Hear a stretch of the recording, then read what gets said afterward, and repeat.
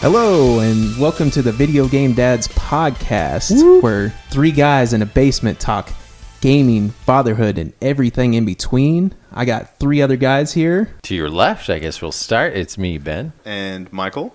And Adam. There are 4 video game dads today. 4 tonight. Yeah, we're doing it big tonight. Who are you, host? Have you said your name yet? Yeah, we wanted to change things up there. Yeah, all right. So it's episode 26, and we have a lot of things to talk about. Yeah, hundreds of things. So there's at least dozens. There's 4 of us. So how great is this? We've got our man back, Mr. Michael. It is great to be back. And you can't see him. House. You can't see him right now. He's got the dummy equipment, which is like the leftover mic, and my headphones I got from Best Buy on clearance that look kind of like an 80s helicopter pilot. Yeah. So over to my left, I've got this guy in the corner that's like all I can do is smile at him. So everything's working great. Yeah, and he's got the crap chair. I got to take a picture of him before this is done. So yeah, it's on Facebook. It's the early introductory podcast hazing tonight. Yeah, exactly. Oh man, so yeah, you already said, Adam, this is episode 26. So we're already on our way to 50, right? Yep. Forget the first 25. It's all downhill from here. Mm-hmm. And where can you find us on the old Facebook, Shane? You can find us on facebook.com/videogamedads. And where can you email us, Adam? You can email us at videogamedads@yahoo.com. Yeah, and you can also follow us on Twitter or Instagram as well. I will say our Facebook is probably our most active. Another place you can find us with some actual, let's see, full motion, non just listening, but pictures going on with it is fully clothed. Facebook. No, not Facebook. YouTube. Yeah, exactly. YouTube's. Yeah. You can find us on YouTube. Mostly me on YouTube. Yeah. Adam's taking control of that, doing a good job. Well, kind of. Yeah. So give some responses, give some likes, and some thumbs up they do on the Facebook. Yeah, it's a thumbs up, and sub us, and feel free to ask questions on things there. I've been trying to record little tidbits of mostly the video game book club picks, but also just I play games probably an hour and a half, 2 hours every day.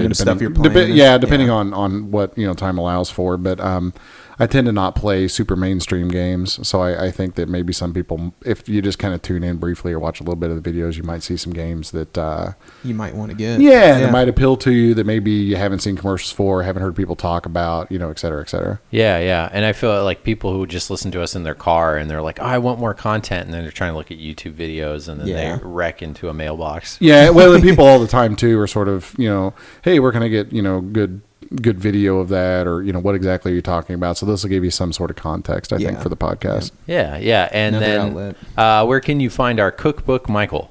It's at Borders Books. Oh, the one that just closed. Yeah. Is that one Barnes and Noble or Borders? Dang. Oh, well. Right. We lost our distribution.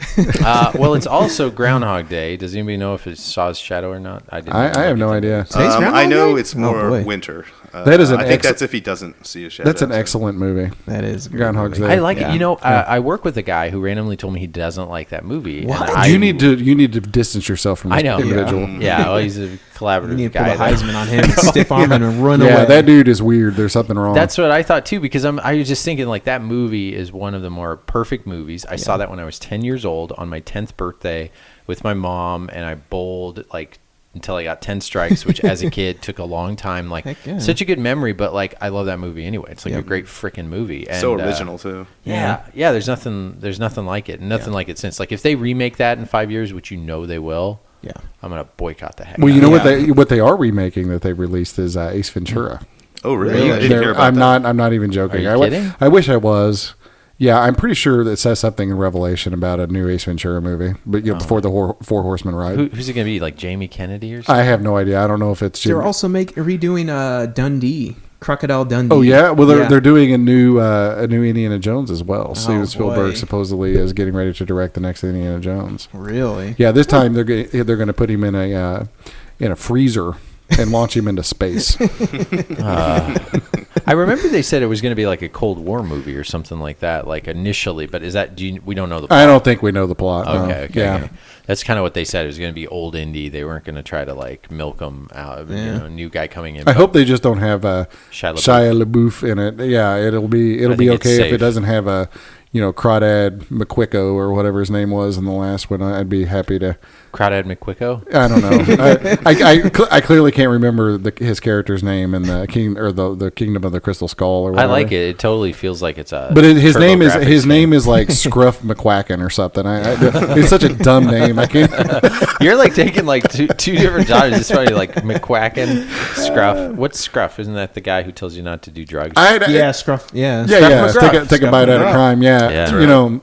But Shia LaBeouf, of all the actors, we'll talk about video games eventually, but of all of the actors that have been like kind of quasi popular in the last 15 or 20 years, like Shia LaBeouf. He's in some movies that I like despite him. Like, I don't know anybody that's like, wow, man, that squeaky, irritating guy is in that movie. I gotta watch. I have to watch the dude that clearly couldn't get a date with any of the girls he gets dates with, and all of that. He's not even a bad looking dude. It's just like you could tell the dude just doesn't have any game, and he's into weird stuff that just makes him. It's like when he wore all that stuff at the. It's like don't try so hard. The bag on his head or whatever. Yeah. It just looks like a guy that needs to do one thing: have a libation that's illegal except in certain states, or like punch his munchkin a little more, or something like that. God dang it! This is a family-friendly podcast. I just meant he needs to let the let out a little bit. Mm-hmm. Yeah, he just I don't know. He always plays the most high-strung person imaginable, and it stresses me out to watch him squeak about things. Yeah. Well, anyway, that's enough of that. We'll talk about him again in episode 52, inaugural 26 episodes from now, where we talk about Shia LaBeouf. So anyway, I don't know about you, Michael. I think we should do our video game book club. Hey, mate, what do you do when you're surrounded by crocodiles? You run, you slide, you hit the bump and take a dive. It's Super Crocodile Mile with a high-speed air cushion bodyboard and super drencher spray. But watch out for the crocs. You run, you slide, you hit the bump and take a dive. Super Crocodile Mile with air cushion bodyboard and super drencher spray from Marchon.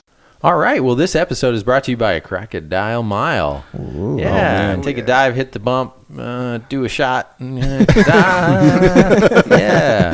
Brought to you by Crocodile Mile. If you try to do that as an adult, you will regret it. Yep. Hospital trip. Yep. Yeah. Oh man, the idea of that. It's like, and I actually do. I don't know if you guys have known this, but I've not done it the last couple of years. I used to have a slip and slide. It was like the Manor slip and slide. Have you been to that? Yeah.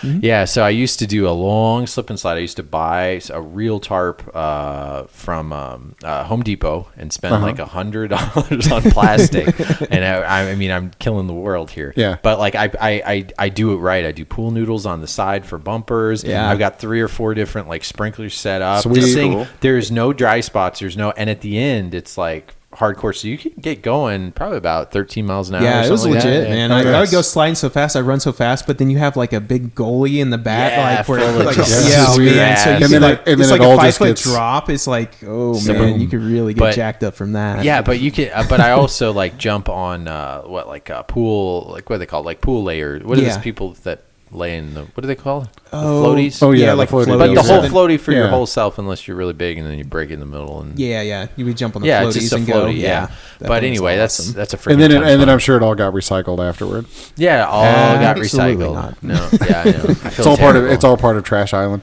You know, the funnest thing about those is throwing the baby seals right down the middle of them. Baby seals are awesome on slip and slides. You laughed a little too hard, that Shane. Yeah. Oh boy. Yeah. I don't know what sound. Yeah, I don't know. Yeah, sound those a baby things. seal Those makes. things I are didn't like. know what they were. I'm trying to Yeah, come up with sounds. a baby seal is like a rocket on a slip and slide. Oh man! All right. Well, some of the things we'll talk about in this episode 26. We have a little shout out. So we'll of course do our handheld holla. Adam, you don't have to add that horn to that edit. We always that one might get the kazoo. Yeah. Handheld holla. Do it like when we the game show host thing when something goes wrong. Well, we will. We've got some completionist things to talk about. Completionist over here. Two of us dads will talk about that. Some spoiler alerts, some things people don't know about. Some updates on some of our game collection, which stay tuned. You'll be really interested in. Another thing is what we're looking forward to. Some games this year. Me personally, I haven't had a chance to look at new releases, but there's some good ones coming this year. Last year was so good. I'm kind of like, it's the lull after, right? It's the waking up and going and getting a cheeseburger because you drank too much last night. That's what 2018 feels like to me. She's not as good looking as you remember. Oh man, it's like sliding out. Does this door creak? I hope not. And then the other thing, we'll talk about some peripherals, right? And we're not talking about you got to use your peripherals. Side of your eye. Hey, that was from 40-year-old virgin. Groundhog Day. Oh, was it? Yeah, I think so. Right. I thought it was Groundhog Day when he's teaching the groundhog how to drive, and he's like wanting to kill himself, and he's like side of your eye. Side of your eye. He's like, check your mirrors. God, it's such a good movie. He's like, well, what's your name? Candy. Movie. It's like, I knew that, and then he finds out all that information. Then to just go up to her next day, hey, we were in high school. You remember? The wind blows, breeze, dog barks, and then he steals from that. God, that movie's so good. I love it. I know, it's making me want to go back and watch it now. I know. I need to go back it's great. I got it on the Blu-ray. Yeah. So anyway, let's talk about this video game book club. Last week we had a listener pick and a dad pick, and for those that don't know, our video game book club is where the dads go around and pick a game from the top 15, or I'm sorry, that doesn't include the top 15% of whatever system we're certainly on. That's kind of popularity. It's kind of give and take, and we'll end up picking that game and playing it in between episodes. Then we talk about it much like a book club. And we also invite our listeners to submit a game for our video game book club that we will pick at random through a randomizer. And it can be over any system you want, and it could be a good game, bad game, game you kind of remember, game you played 20 years ago. You don't know if it's any good. Throw it in there, and we'll talk about it. It might get picked. You might get lucky enough. If you get picked, you'll get be the big winner. Getting picked. Yeah, we don't give anything for that. But anyway, let's talk about the games that we had. Let's start with the daddy pick. Who was the dad that picked last time? That was I. All right, what'd you pick, Adam? What'd you pick, Adam? I picked Street Fighter, the movie, the game, for the Sega Saturn. Yeah, so we got a chance to play that. That. Good game. And why'd you pick that, Adam? Because how could I not? I mean, it's a digitized version of a Jean-Claude Van Damme movie. At FMV. Basically, it's like it's a digitized Street Fighter game based on characters in movie Street Fighter. So digitized, sort of like a Mortal Kombat style game, sort of digitized like Mortal characters. Kombat is. Okay. So Mortal Kombat-esque. Trying to think of other things that are digitized. A lot of games, I guess, from that era. There's a decent amount. I mean, that basically describes it. I think that's the best it's a one product to of its compare it. it's a product of its time. But yeah, definitely Mortal Kombat. It's a Mortal Kombat-ized Street Fighter. Yeah, and I think if nowadays that movie was going to be made, it was going to be made like an animated film or something. Like we don't see a lot of that, right? Like an actual video game. Now it's all superheroes, but like, are they going to make a? They've been saying about making an Uncharted movie. That's not happening. Halo, how long has that been on the? I mean, they made like a made-for-TV one or something like that. Like, I don't know. It never happened. Yeah, not really. So, they were actually talking about making a Metroid movie at one point in the past. Oh, that would have been hard. That would be Kinda hard. dark. Yeah, it's dark. Well, the problem with making a Metroid movie is Samus is by herself pretty much throughout the entire game. There's like no side characters, really, other than enemies. Yeah. It would be weird. Yeah, it'd be like all those movies that are just like one main actor through the whole thing. So it'd have to be a really good actor. But they would have to put Sam Rockwell in it. Yeah, right. Yeah. But if she's wearing that would be hard because she's wearing a helmet the whole time. So yeah, it's like she can't. She can't. Yeah, she wouldn't be able to emote. They are able to make the Tomb Raider movies though. They keep popping. Oh, those that's out. true.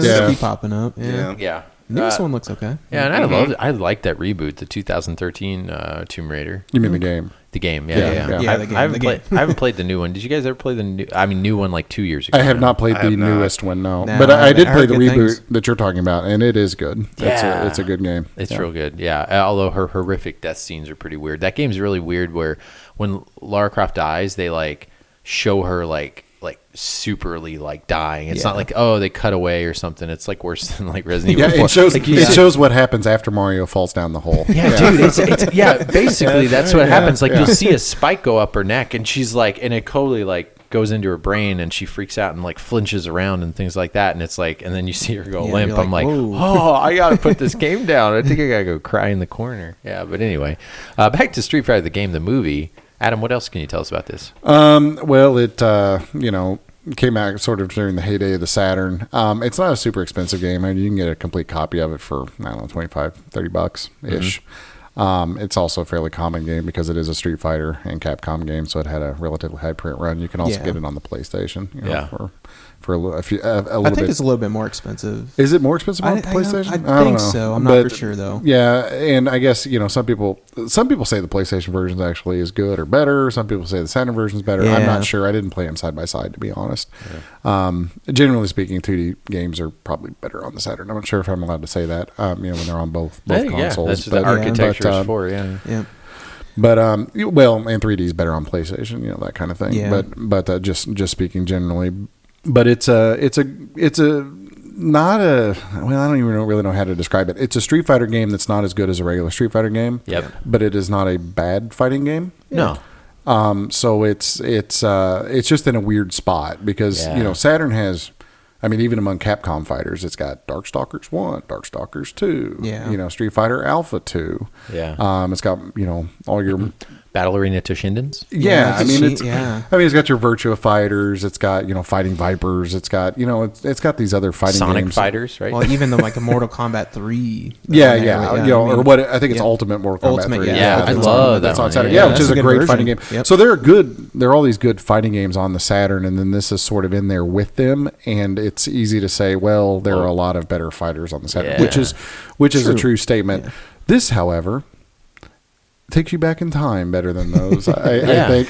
And honestly, it's one of those things where you say, well, the game isn't broken, so it's a decent game. And I mean, it is. It's a decent game. Yeah. But at the end of the day, like, this is a game that you're going to play primarily because it's got like cheesy FMV sequences. Yeah.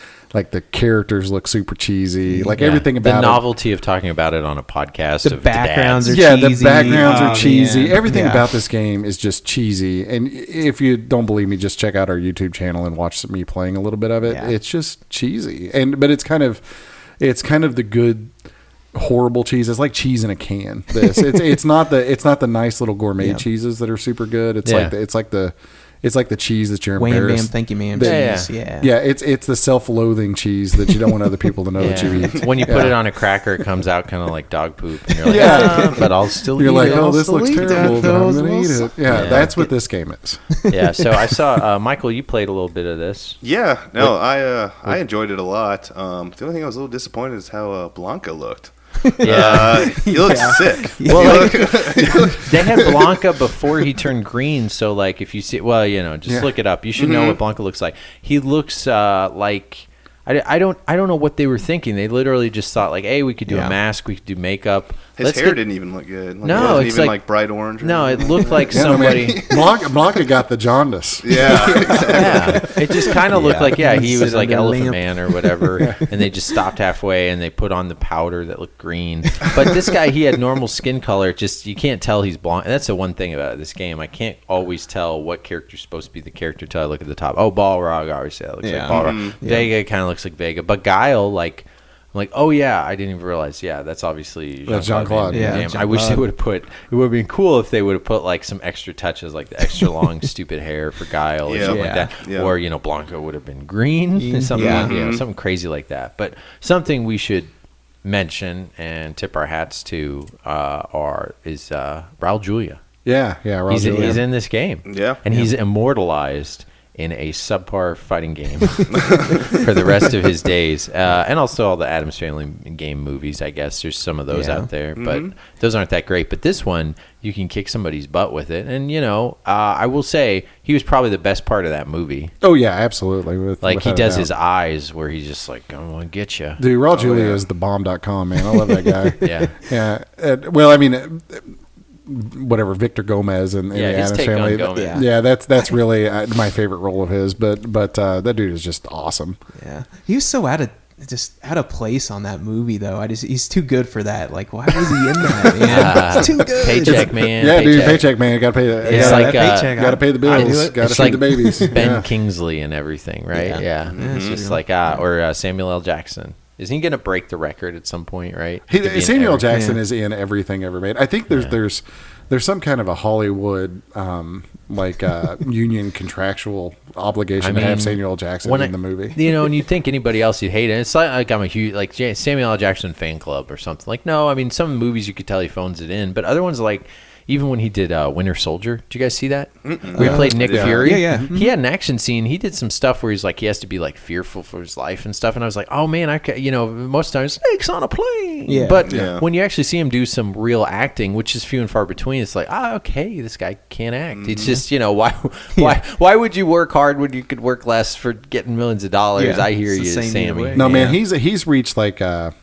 I'm trying to think of other actors. Morgan Freeman, Sean Connery, like just these guys that Morgan Freeman, his phoning it in, you could tell a lot better. At least Sammy. Yeah, but I mean, but still, you can go to something where he's phoning it in. You're like, yeah, man, Morgan Freeman said it's going to be decent, you know. Yeah, we are coming up here. But yeah, but I don't know. There's like this whole platitude of like actors that have been around for a while. That I mean, Tom Hanks would be another one, right? Yeah. Like it's just in a lot of stuff. You go see it because he's in it. Yeah, he was in that movie where he was like from the future or something. I never saw that. That was a movie that like tanked. It had it was like a movie where you like travel through time. Is that the Cloud Atlas or whatever? Yes, Cloud Atlas. I never saw it. I don't think anybody saw that. I heard it was terrible. I bet he made $20 million from being in it. I'm sure he did. Yeah, and his old stuff too. Talking about $10 like Big and stuff like that. Hell yeah, I love Big. Was the reason why I basically had an arcade in my home when I was in my 20s. Dude, I saw one of those. I saw one of those Zoltar machines. Mm-hmm. Oh yeah. I got scared of it. Creepy. My kid was like, "Oh, let's put some money," and I'm like, "No, dude, I know what that thing does." Yeah, dude, you're about to go to New York and fall in love with an adult. Exactly. You just get away from that before you make. Like no,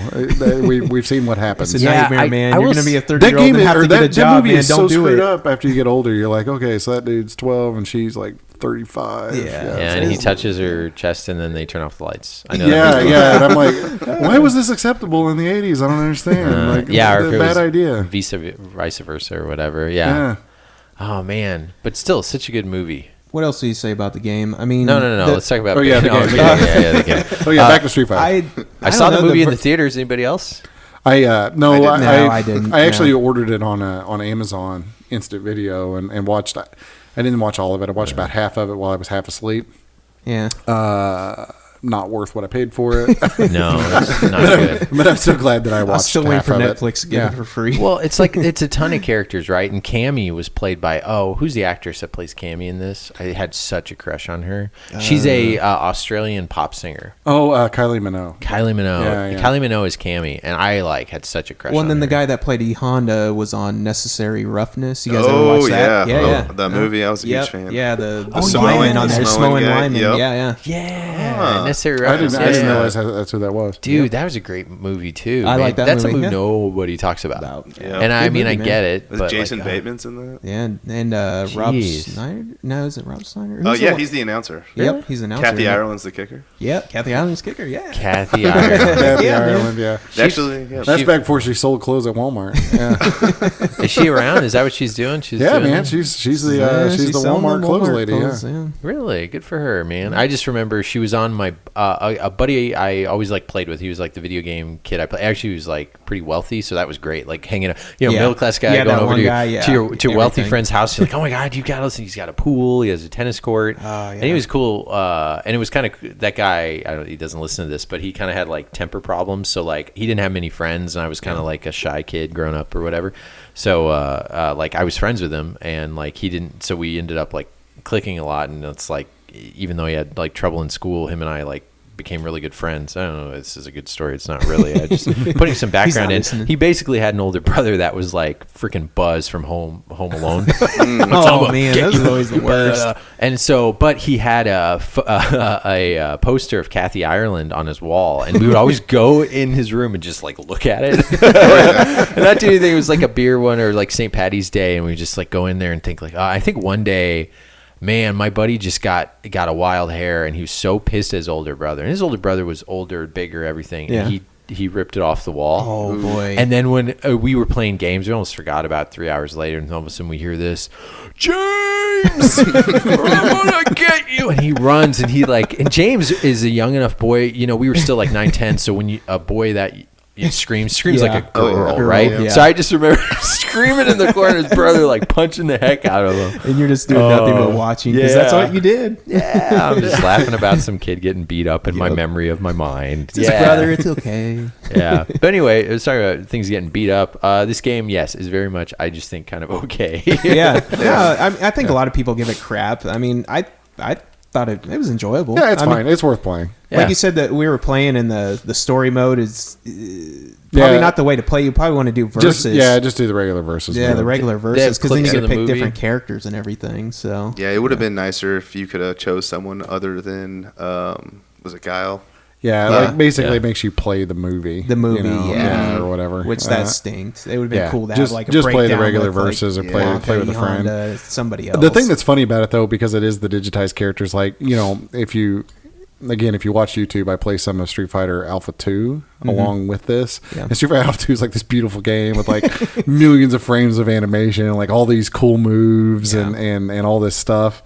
And then you go from that to Street Fighter the movie, the game. Yeah. And it's like when you do your like when Ken does a Hadouken, it's just like arms in, arms out. And there's nothing just in the middle. No in between. And then when he does the little flying kick, that spinning kick, whatever it's called. Yeah. Helicopter. It's just like your leg is right, your leg is left, your leg is right, your leg is left, and then that's like all the animation that's in it. There's no in betweenies. The only thing I keep thinking is like Mortal Kombat. I mean, missing that uppercut. I mean, like Mortal Kombat just really that was their thing, is like having that uppercut and that kind of graphics, the digitized graphics, really helped that game out a ton. Yeah, well, and it would have been nice had they, because they really did try to stick to the Street Fighter formula, which they did. Which is one of those things. Why would you want to mess with something that's already sort of figured out? But it would have been kind of cool just if they would have said like, okay, well, this is kind of a movie or a game based on the movie, so we can take a little bit more license with it. Maybe done some kind of weird fatality like thing, done something a little different with it. But they played it they played it pretty safe. Yeah, well, it was a family. Anybody know what the movie was rated? I think it was a PG-13, probably PG, probably back then. Yeah, maybe 13. Maybe they didn't even have 13 back then, right? Did they? Yeah, I think they did. Yeah, they did. There's one of the ratings they got rid of, but like. I just, I think the game is good to play. The one thing, the sprites, the color of them is slightly different than the background. You notice, like, you can tell the lighting was different. Yeah, the lighting. Yeah, so that was something that happens when you get the stars in there, and you could tell, like, Jean-Claude's like, I'm only doing one take, and then I'm leaving with the lady that takes my picture. And so, like, he'll do it and he'll leave, and then, like, in the different settings and background, like, they're slightly like off color compared to they're inside, they're outdoors, and it's just all the same. So that part of it doesn't look too hot, but it's also and the colors are a little washed out, kind of like you would expect from a digital camera in the mid '90s. Yes, exactly. They didn't. That was a 1.2 megapixel or something like that. 1.2 megapixel camera that fit in the entire room. Yeah. Hold on, we gotta turn on the generator. They want to take a picture of these fighters. We have to change out the tape. Yeah. Something that reminds me. I don't know. This is a fun fact. Did you guys watch Wonder Woman? Oh, I did. The movie? Yeah, the movie. I haven't seen it. Okay, it's very good. I have a child. Oh, okay. I have a child too. I was able to see it, but I had to have a babysitter just to watch that movie. Yeah. But Wonder Woman, FYI, it's a good movie. But one part, they take an old-timey photo of like Wonder Woman, and then they show it in the future because I guess she doesn't age. Mm-hmm. But I found that old tintype or whatever photo that they put on glass, they actually had someone like take that photo in like real life with the old-timey stuff. Oh, really? And that is an actual like photo of it, and like anyway they do it in the extra special features and stuff. I'm like, that's pretty cool. I love it when you see like vintage old equipment that works. Like and you're talking now, it'd be the equivalent of like one of those old Pong arcades or something like that, and soon it'll be our arcades now, but like anyway, I just think that's really cool. Computers that filled a room, everybody who's like older than us like, that stuff's not cool. We had to deal with all this. Cool, I like having all this stuff in my pocket. Anything else we have to say about Street Fighter the movie, the game? I don't think so. Good game. I think good game. Pick it up if you see it. Pick it up. Find it. Find it cheap. Yeah. It's a good conversation piece. If nothing else. Yeah, totally. Especially for Kylie Minogue. Okay. Our next one is our our video game listener pick. Do we remember what listener? We Kevin. shouted him out last time. Yeah, Kevin. Thank you. Kevin, he picked a great game, and he was just on it. He just knew we were going to pick the Saturn. It would take us like 20 episodes to pick him because he had that in there forever. Yeah. And what was his video game listener pick, Michael? Astal for Sega Saturn. Yeah, Astal or Astal. I Yeah, called it I'm Astal, not sure. but most Astal, people are Astal. saying Astal, so Yeah. I like that because it's almost like cussing on our show. So we'll do that. So, do we have any little facts about it, Adam? Okay, so Astal was released in September of '95. It looks like in North America, April of '95 in Japan. It's a platformer published and developed by Sega. Sega. So it's kind of weird. I mean, this game came out when everything was going 3D. Yeah. You know, basically. But it's sort of a cartoony kind of older style anime, you know, Japanese game, watercolor-ish. Yeah, it's got watercolor pastel. The look of it is very unique. But Yeah. again, to I'd me, say I very said unique, yeah. I said it last episode when I was a kid and I popped it in and I saw what it was. It took me like 5 seconds to turn it off. It wasn't impressive. Yeah. But I didn't appreciate it. It's like one Yeah. of those things kids don't appreciate things because they're stupid dumb kids. And now I'm like, oh man, this is a really good game. Michael, didn't you play this as a kid, actually? Not as a kid, but I've had it for quite a while. You had it quite a while, okay. Like when I was in college, I kind of got it again. Got into it, okay. Yeah, that's when I kind of got it myself. But yeah, I always loved the big sprites, and they're nice and bright, all the colors and the background. Nice. So what year were you in college playing this? Like, like 2001. Yeah. See, okay. Same So here, it wasn't that. I think I got it really discounted. You know. I'm just putting this out that you were playing Saturn in the year 2001. That's so Yeah. hipster. Yeah. Like who the hell? None of us were playing Saturn. That was 2001. hipster before hipster. Yeah, for sure. Man, you were probably really popular, huh? Let's be honest. You know what's funny is my roommate actually went and bought like 10 complete in box 32X games. And he still has them, and he paid like $50 for all 10 of them. I believe it. And this was in like 2001, 2002. 2001, 2002, I've been saying forever, is like those were the years where I could have cleaned up and I didn't because I was a complete idiot. But yeah. So he still has them. Mm-hmm. And he's a collector. We didn't have a little bit. We just didn't have money, and we wanted to play video games. And some of those like 50, 60, we didn't have that kind of money, but you can get some of those older games for $5. Yeah, $5, $10, and that's the way it kind of should be, right? Yeah. That's so cool. I mean, we were still playing new games like NFL Blitz on 64 and stuff, but few and far between. My Sega Saturn, the one that I had back in the day, was kind of similar to this. I didn't have it when it was like current. Yeah. One of my friends, when Dreamcast came out, he was like, he wanted to buy a Dreamcast, but he didn't have any money, so he was trying to get money. And so he was like, "Will you buy my Saturn?" So I bought his Saturn and all of his games for like dirt nothing. Yeah. So he could buy that would have been $99. Yeah. Yeah, that's kind of like what happened to me, except I'm on the other side of that story. Because I sold my Saturn, but one of the last episodes you could hear that I got it back. But yeah, go ahead. Yeah, well, no, I'm just saying, like I can't claim to have been there originally. I didn't really jump into the Saturn boat until the Dreamcast time. Yeah. It really wasn't that popular. I actually worked at Blockbuster when I was in high school. Nice. And I remember thinking that like barely anyone rented Sega Saturn games. It was just one of those things that we barely rented out.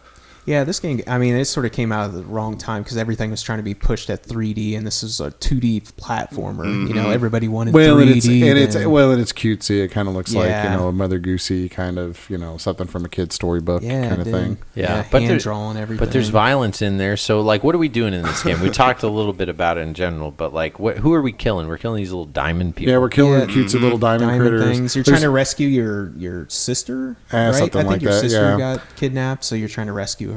So. There's plenty of Tood in the game. Yeah. He's got some Tood. His some hair's god awful. There's it's so blocky. His hair. Yeah, is you have just a problem with the hair. Go on. Yeah, I want to hear it's this. just like so like it's the size of him. So his sprite's really big, but like half of his sprite's his hair, so it just throws me off. It kind of looks like a helmet. On him. It's just really weird. Yeah. I don't know. They just throw me off for some weird And reason. there are occasional cutscenes with some pretty stellar voice acting. Yeah, it's weird because it's like one of those ambiguous, I don't know if it's a boy or a girl, and I Yeah. don't know if it's a man trying to sound like a woman or a woman trying to sound like a guy. It's just why do you and it's a weird like accent that feels like someone trying to make an accent that doesn't know what country they want to pick. So they're just like, hello there, and get ya. I just don't know what the heck they're trying to do with it, but it's cringeworthy in a good way. I mean, overall, this game is really good. I mean, like, to me, I thought it was really good because, I mean, it was cool to see, like, some of the characters would come from the front of the screen and the back of the screen. They'd come plopping in and you bash them in. It was mess really with cool. foreground and background and stuff. It's really cool. Keeps you on your toes. Yeah, it keeps you on your toes. Really cool looking. I have a lot of mixed feelings on the game, I think, in general. I really like the aesthetic of the game, and I sort of like what it looks like, maybe what it's trying to do and that sort of thing. But I think ultimately, I really don't like this game. Oh, really? At the end of the day. Well, I can see that, though. It's just a very, very basic platformer. There's almost no problem solving. There's no puzzles. Yeah, it's always move to the right, It's always move to the right, fight a baddie, get to the next level. Yeah, there's no hidden aspects. There's just for lack of a better term, the imagery is so creative, but the gameplay is so generic. Yeah. And I think that's really my biggest knock on it. That and the controls on it are a little slippery. And what I mean by that is it's sort of the Mario Ice level slippery. Yeah. So you build up a momentum, you kind of move, and Astal's main attack is kind of this where he hits. It's like a double-fisted punch kind of thing. That's the best. But he's this little short, squatty character, and the hitbox for that hit is so small. Yeah. You have to get used to it. So go ahead and call me a Nintendo fanboy. That's fine. But you know, when the original Mario Brothers came out, that set the new bar for this is how a platformer should handle. Everything should basically control like this, or similar to this, or at least as good as this. This does not control as good as Mario 1986. Yeah. When it comes right down to it, and so my big knock on the game is that the controls are subpar, and that the actual platforming of it. I want some puzzle elements. I want to have to figure something out. I want some kind of like hidden stuff. Well, yeah, I want some kind of cool reveal. I want some cool hidden collectible, or some branching pathways, or maybe there's an area where you can go underground if you know what to do or whatever. And this game really is kind of devoid of all of that. Yeah. I would give you that on that. I'll say I would agree with you. One thing that I do like about this game is if you play 2-player mode, because that's kind of the original way I always played. Cool. Is you can play the second player can play as this bird as kind of like a little helper to you. Yeah. And you can use him to get health, and the second player it's kind of like a co-op. It's like playing platform. Tails in Sonic 2. Exactly, but you have a little more. You can't get hurt or whatever. Yeah, you don't really get hurt, but it gives a way to kind of have a 2-player game. Good for a kid, right? Yeah. If you're playing this game, have him be the bird and just keep hitting the controllers and killing everyone. And just tell him he's not the bird and he's the other guy with the great hair that Shane likes. And then boom, you've got a game right there. Yeah. I don't know. I really loved it. I mean, I'm with you on that. On Adam is like the controllers, and then just moving to the right. I mean, it's nothing unique there, but the hand drawn stuff. I mean, it looks really good. It's a game that's so good to look at, but just not that good to play. Yeah. I enjoyed it though. It was good. Back in the day when you played it, like, it seems like you played it a lot. How far did you get? Like, does it get any varied or whatever? I don't really remember getting too far in it. I think we beat like 3 or 4 levels. I know 100% we did not beat that game. It is difficult, and it gets even harder. Yeah, I recorded part of it on the action replay last night. I turned the cheat on where I can take unlimited hits, and I played a good way. I didn't play all the way to the end, but I played a good ways portion into it. And that's all kind of the boss battles. What do you think about the boss battles? The boss battles are all right. Yeah. I mean, that's not saying nothing in the game is bad. I wouldn't call it a bad game. Yeah. It's just, it's not a game that I'm ever going to be like, man, I really want to play some Astal. Yeah. Where there are other platformers where I'm like, hey, I would like to play that or go back and play it at some point or whatever. And like Rayman or something. Like like any of the old Raymans. No contest. Yeah. Anything like that. I mean, any of the old Mario games, any of the old Sonic games, any of those. Like, I always like going back and revisiting those. This one here, it's fun to go back and revisit it just because it is what it is and it looks the way that it looks. But ultimately, it's kind of a hollow experience. Yeah. I'll go with you. Yeah. All right. So great. I bet you guys are excited to buy this one for $80 or whatever. I would say, to me, I'd put it in your collection if you could find it. No, I mean, it's good. I'm glad that I have it. The cover art's cool. The back of the box. We haven't been doing that. Yeah, we haven't been doing back of the box. There is one interesting thing about this too, is that it's the only one that doesn't have spine art. of all the Sega Saturn. Oh yeah, games. Oh, really? It doesn't have spine art, really? When I first bought it, I didn't know what it was. I thought it was missing the cover actually when I saw it, and it's just blank on the side. Whoa. I didn't know that. Yeah. That's And I never would have because I had the disc Hold a only second. for years. That's pro tip. Yeah. You see one that you don't know, like blanks. saving. Yeah, it might be that one. Yeah, cool. So if Yeah. you're trying to pick it up for cheap, you could lay that against them and say, "Hey, it doesn't have the spine art. It's not complete. The other thing, I want $20 off, guy." Yeah. The other thing I don't think any of us said, also, the thing that sticks out to me when you play this immediately, and you could tell, it feels like it's zoomed in about 30% too much. Yeah, Yeah. it Like is a little zoomed. it needs to come back a little bit, because if you got this weird hitbox, you got to feel like you've got an idea of perspective. And if Yeah. you're dealing with 2D, you've only got one perspective, left, right, up, and down. Yep. So when someone's coming, the worst thing is getting hit when you're not quite ready for it. So Very true. if it would have pulled back just a little, not a lot, because I get it, the detail. Yeah, you want in to it. try to show off that detail that you spent all that time on. Yeah, but then you could like at least make the guy smaller and the background the same size. I would have fixed it too. But yeah. What's anyway. this game going for? A complete copy will run you $60 to $65. 60. Yeah, so a little Yeah, pricey. disc only is $35. 35. Yeah. Yeah, I mean, if you could catch it on a little bit of a deal, like 40 complete, I'd swoop that up real quick. Cool. I mean, All right. Well, those were all kind of winners in the terms of mediocrity. Let's see if we can change this up and either get better or worse or stay in mediocrity. That's all we've got left to do. Now it's time for a video game dad pick for our next video game book club. And we're going to make this up for Michael here. We're moving on to a new system. We've already said, spoiler alert, the Nintendo 64, the lovely polarizing Nintendo 64. yeah. Ultra 64. Yeah. Yeah. I got to say, though, that Mario 64, iconic. Iconic. Very I'll good. give it that. Say everything Yeah, else. I'll give it that. Play the heck out Pilot Wings. I know that doesn't hold up. A lot of this stuff doesn't hold up as well. Target shoot on Pilot Wings. Target. Yeah. Oh, yeah. Oh, that's a timeless classic. Yeah. The whole thing is also in like if you go to the cities and there would be like worlds there and you can cross all the, and you're doing the cannon shot or whatever. Yeah, that's what I'm talking about. Oh, yeah. is it called Yeah, target you do- shoot? Yeah, Yeah. it's called that, yeah. That was, and they'd scream That's the best when part you of the shoot whole 'em. game. Yeah, Yeah. that is actually... Yeah. All right. So for this wonderful foggy machine, it's the original fog machine, the Nintendo 64. Oh, burn! I'm surprised. I bet you there's memes out there about, hey, you want to see a Nintendo 64, and they show a fog machine. Fog, yeah. All right, but anyway, this lovely system we all like that, hey, they hold up well because there's not many moving parts. They said, screw you, CD Media. We're going to put a big-ass cartridge in it. What's your pick, Michael? I'm going to go with a little bit more rare Atlas title, Snowboard Kids 2. Nice. Snowboard Kids 2. Not too common. Not too many people played it. So. No, I've actually only played the first. So. Oh, okay. And the Yeah. first was great. I need to play both. Snowboard Kids was good. Yeah. They're actually good snowboard games on the N64 period. Dude, Yeah. 1080. 1080. 1080 I thought about awesome. 1080, Back but I in the thought day. it might be a little too common. So It's probably just, I mean, common mean they printed a lot of them. Right. A lot of people Yeah. had them, but like, yeah, I had it as a kid, so it might be just that for that reason. I Yeah, might is think that like why you everyone picked had it? it. yeah. Did you pick Snowboard Kids because you had it as a kid, or? No, I had played it recently and I just enjoyed it. So, Yeah. just something new. Share it Cool. with everybody. All right. Cool. I'm excited to check that one out. So that's our video game dad pick from Michael. Let's move on to our listener pick. This is where Adam has the randomizer. All right. Here you go. Boop, boop, beep, beep. Uh-oh, the randomizer's low on batteries today. Oh, here it goes. It's getting here a we little go. better.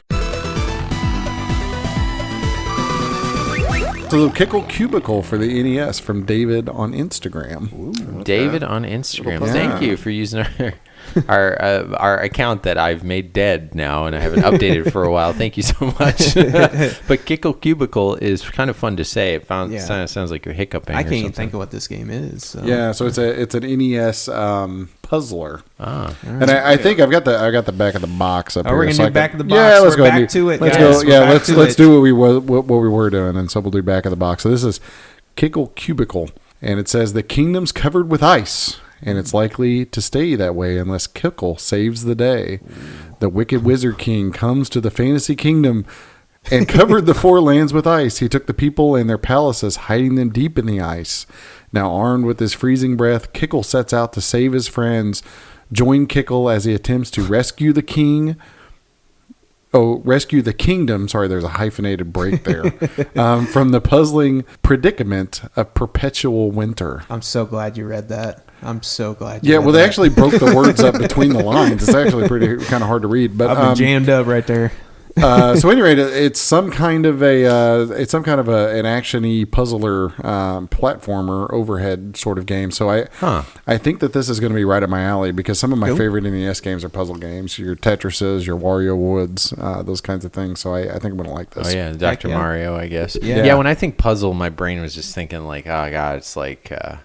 I don't know. I wasn't thinking these. Yeah, like I don't know. Like, aren't there some puzzle? Like, what's Othello?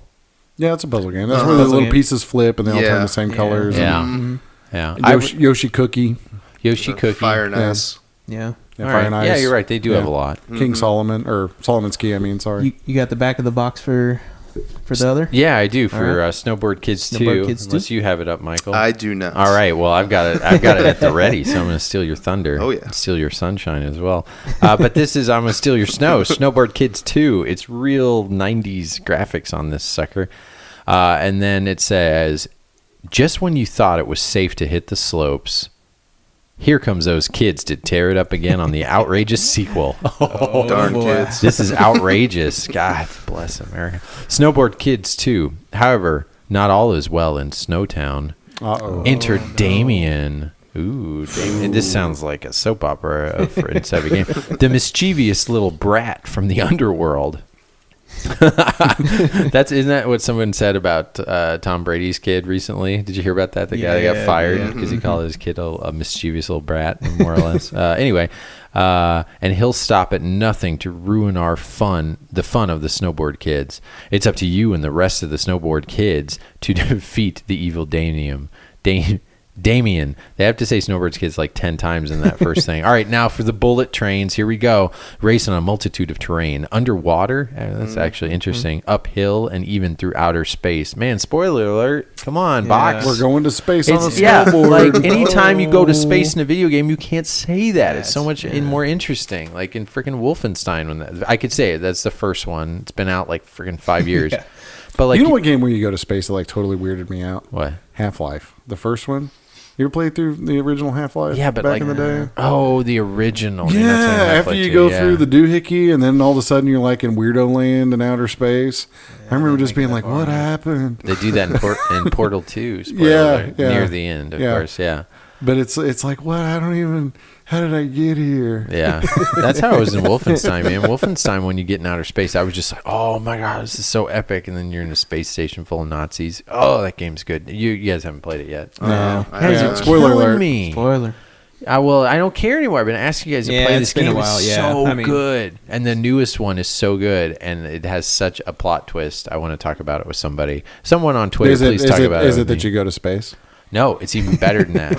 The second, that's the first one. The second plot twist is so freaking good. You guys need to play it. Do you drill into the center of the earth? No, better than that. You guys can say anything you want. Do you make Whoopi with Kathy Ireland? Better than that.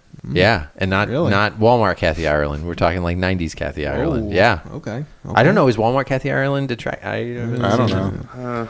She's Photoshop. sort of B team now. So. Oh, is she? Oh my God, Shane. I'm sure she's she's selling clothes at Walmart, which I will say, any clothes I buy at Walmart, they end up coming out like I'm the sleeve is longer on one side than the other. Don't wash your clothes from Walmart. Use over 10 ingenious power-ups to get ahead of the pack. Race your friends on the improved multiplayer mode. So they are acknowledging the first one was crap. That's interesting. And find out who really is king of the mountain. New control interface allows for insane trick combinations. All new speed, shoot, and trick courses to test your snowboarding skill. Wow, this looks like a pretty fully packed game here. Looks like it's a good. Looks like it has a good pick there. New boss characters to intensify the excitement. Intensify the excitement. That's a weird little. Okay. Find the powerful dragon board along with 17 board, it's a snowboard. Board. I was thinking like board game. I'm game, losing it, guys, sorry. Along with 17 boards to speed your way down the slopes. Feel every bump and jump with the Rumble Pack. Rumble Pack. 4 new characters to race along with your old favorites. Old favorite, little big head over there and spiky hair, and there's a penguin. Customize each character with 4 different costumes. It's rated E for everyone. That's the back of the box of Snowboard Kids. I will say this does sound like a pretty robust game with a terrible title. Yeah, looks good. So that's our video game book club picks. The one from our dad is Snowboard Kids 2 from Michael, and our video game listener pick, Kickle Cubicle from David. I'm gonna totally no, you got it out. But I was just thinking like we need to do a shot and go around and say it over and over and oh man. So far our dad, the only dad drinking tonight is Shane. Man, what are you drinking? Little Velvet Rooster. Tall grass, Belgian style ale. Yeah, it's really good. Yeah. I know, man. Send you a shout out. Send me a case of beer. Yeah, Tallgrass. New sponsor. All right, moving on.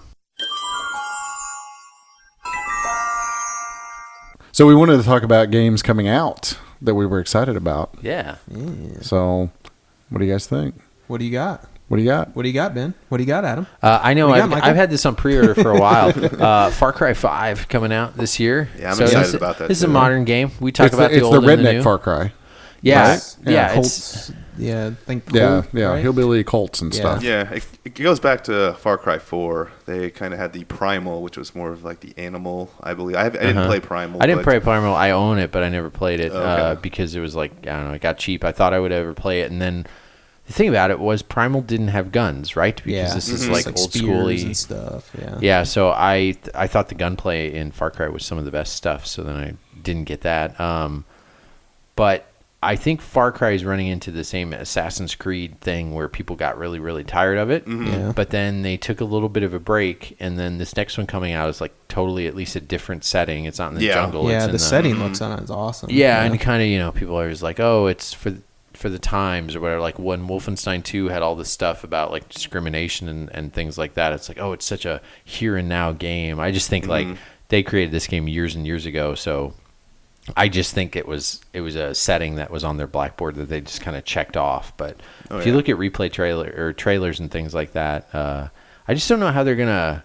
You guys all played Far Cry? Yeah, I played the old, I've never older been Far Cry, big on it, Far Cry 2 and the original Far Cry. Okay, original Far Cry and Far Cry 2 I kind of think the weaker. Once they hit 3 was amazing. 3 was one of my favorites. And then play Blood Dragon. Yeah, I was gonna say Blood Dragon is actually the one Blood that I Dragon, played, I did which play is a little bit of that. Blood Dragon is the offshoot. Totally worth it. Blood Dragon is like the coolest thing ever made. Yeah, Yeah. that is. Yeah, I 100%ed that sucker. Did you play through the whole thing? Yeah, I didn't like get every last little nook and cranny of the game, but yes, it's like it's totally worth playing. It's like an 80s mock-up of whatever, like the cutscenes rather than being like full motion, animated whatever. They're like 8-bit, cutscenes and everything in it. It's just it's totally tongue in cheek, and it's perfect for what it is. The music and everything, the humor. What I love, like, the thing about Far Cry that sucked was the fall damage. Was real easy in Far Cry. Like you could fall. Like honestly, I could fall from a higher distance and not get hurt than in Far Cry. It's something like 5 feet and you'll get a small hit. And you have to climb all those towers and stuff like that. If you accidentally fall down one level, you'll get injured. Well, it's not even that. You would be running, right? And there's hills, and you just you naturally jump because you got a ways to go, and you would jump while there's a downhill slope, and that would hurt you, and that would drive me crazy. Yep. But Blood Dragon, no fall damage, amazing. Yeah. But the way I knew that I was going to love Blood Dragon was the opening scene. Basically the credits at the beginning of the game, or before you even start it. But as soon as you do start the game, it runs you through a quick tutorial. Here's how you move, here's how you jump, here's how you look, and everything else. And your character is like complaining about how he doesn't have to be talked to like an idiot child. As it's explaining how to control your character. And I was like, oh, any game where your character is actively mocking how stupid the tutorial is as the tutorial is going on. that's going to be a good time. And it totally keeps that pace through the whole thing. Yep. Yeah, they have a really good vinyl. That soundtrack is so good. Yeah, It's like 80s synths so and everything. cool, yeah. And then what was the other? And the actual blood dragon in it. Okay, so they have this like neon huge beast. Like they don't have any other animals, right? Besides that, I think so. Yeah, I think like other Far Cry's, there's a lot of animals. In this one, there's one animal, and it's like a dinosaur. But obviously, it's a big. What are those dragons that they bite you and they kill you just by the bite and the infection? Kimono dragon. Oh, kimono. Yeah. So it's like a huge kimono dragon that like takes so many hits. And one of the achievements are. One of the Easter eggs are you kill the entire thing with only arrows, and it takes about 250 arrows to like kill this thing. So I found a little side of a world where like there's Far Cry, if you don't know, the first person shooter, and there's bunkers everywhere, and you kill all these robot people, and there's certain ways to get in the bunkers, and I always find like when I get in the bunker and I like break my way in, or a lot of times I'll like just take a big like truck and just slam my way in, or I'll find that, oh my god, there were all these secret ways to get in. Like I could have gotten around in a cave and gone through this other way up, but when you destroy everybody and kill everybody, it's like they don't regenerate, and then you move on to the next one. But you can stand inside there and trap the blood dragon, and then go out there and just shoot it like crazy. So you could shoot it, but it can't shoot you. I think that's how I got that achievement, a real lame way, I guess. But anyway, Blood Dragon's great. Far Cry looks good. Anybody else pre-ordered it?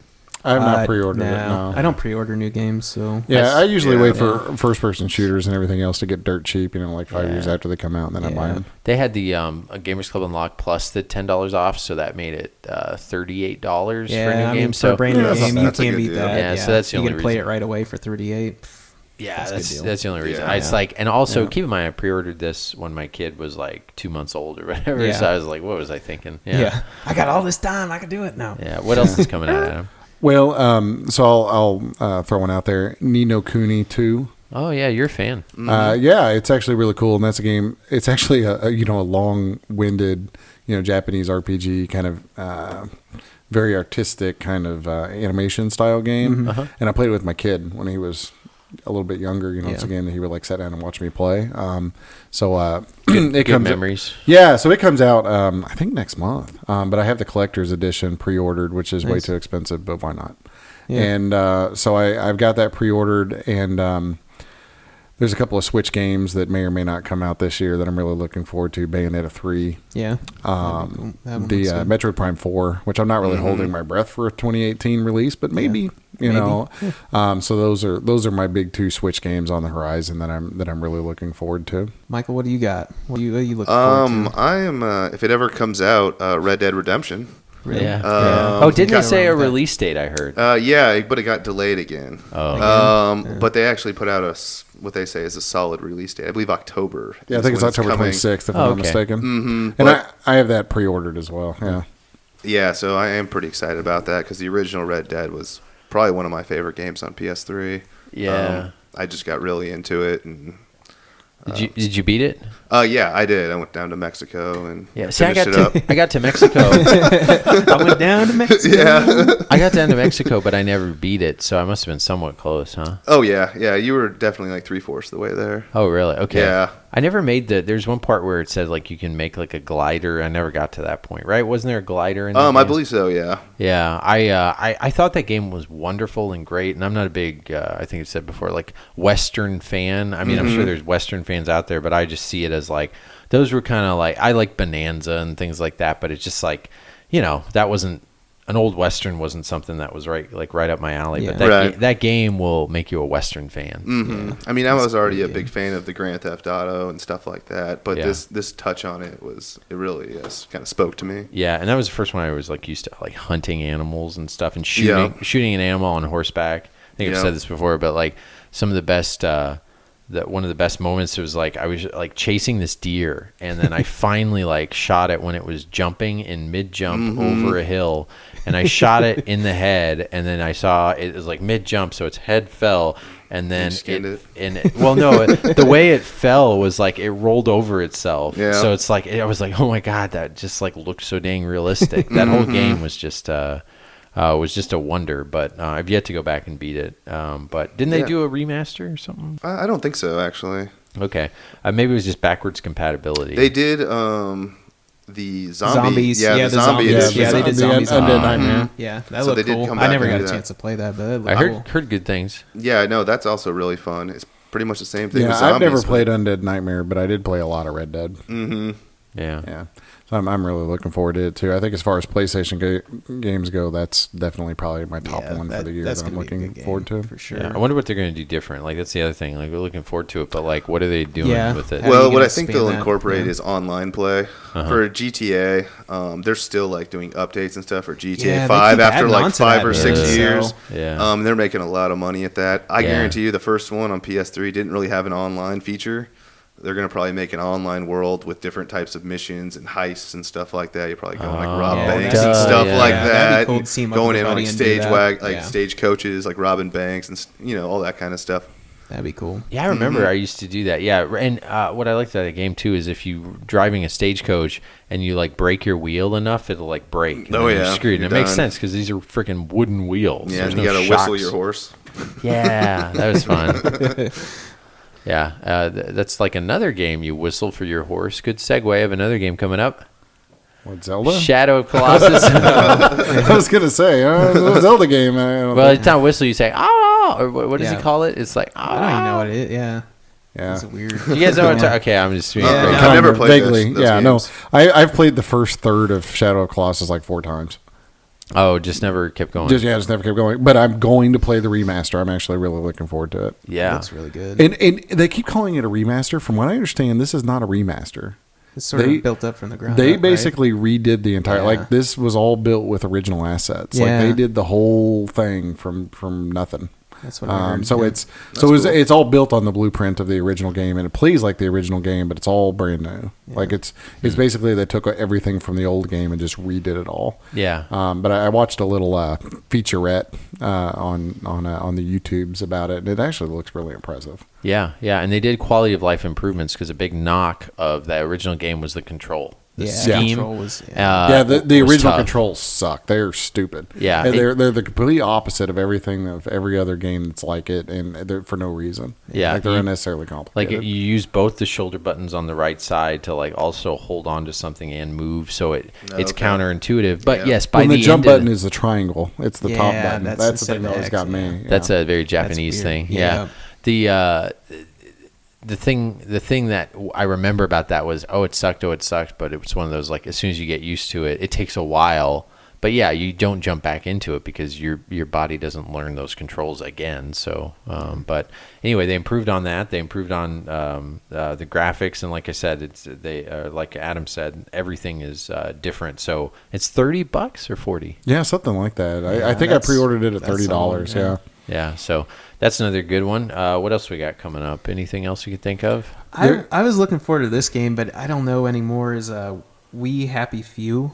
Have you guys seen anything about it? I've heard a little bit about it. I don't know. It just looks interesting. It's sort of you take a pill to stay happy, but then if you don't take the pill, everything's like totally weird and trippy. It's sort of like a Clockwork Orange type of deal. Is it like a first-person perspective, or? It's a first-person perspective, but then it's just really a trippy game. I really don't know too much about it. I haven't been keeping up with like newer games, but I remember seeing it. It's taken a while for it to come out, so I sort of forgot what it actually is. But it just seems just really trippy, just like a 70s, just really weird game. So you have to like take a pill to stay happy, but then the people notice if you're not happy, so then you gotta escape from them. I don't know. It's just a weird looking game. Yeah. So like if I wish it was like a VR game, because I think this game would do really well in a VR setting, but I don't think it's going to be a VR game. So. Okay. Yeah. So it's one of those, if you don't start drinking the Kool-Aid, they start messing with you. Like, how about this? It's kind of like when BioShock took a turn for the worse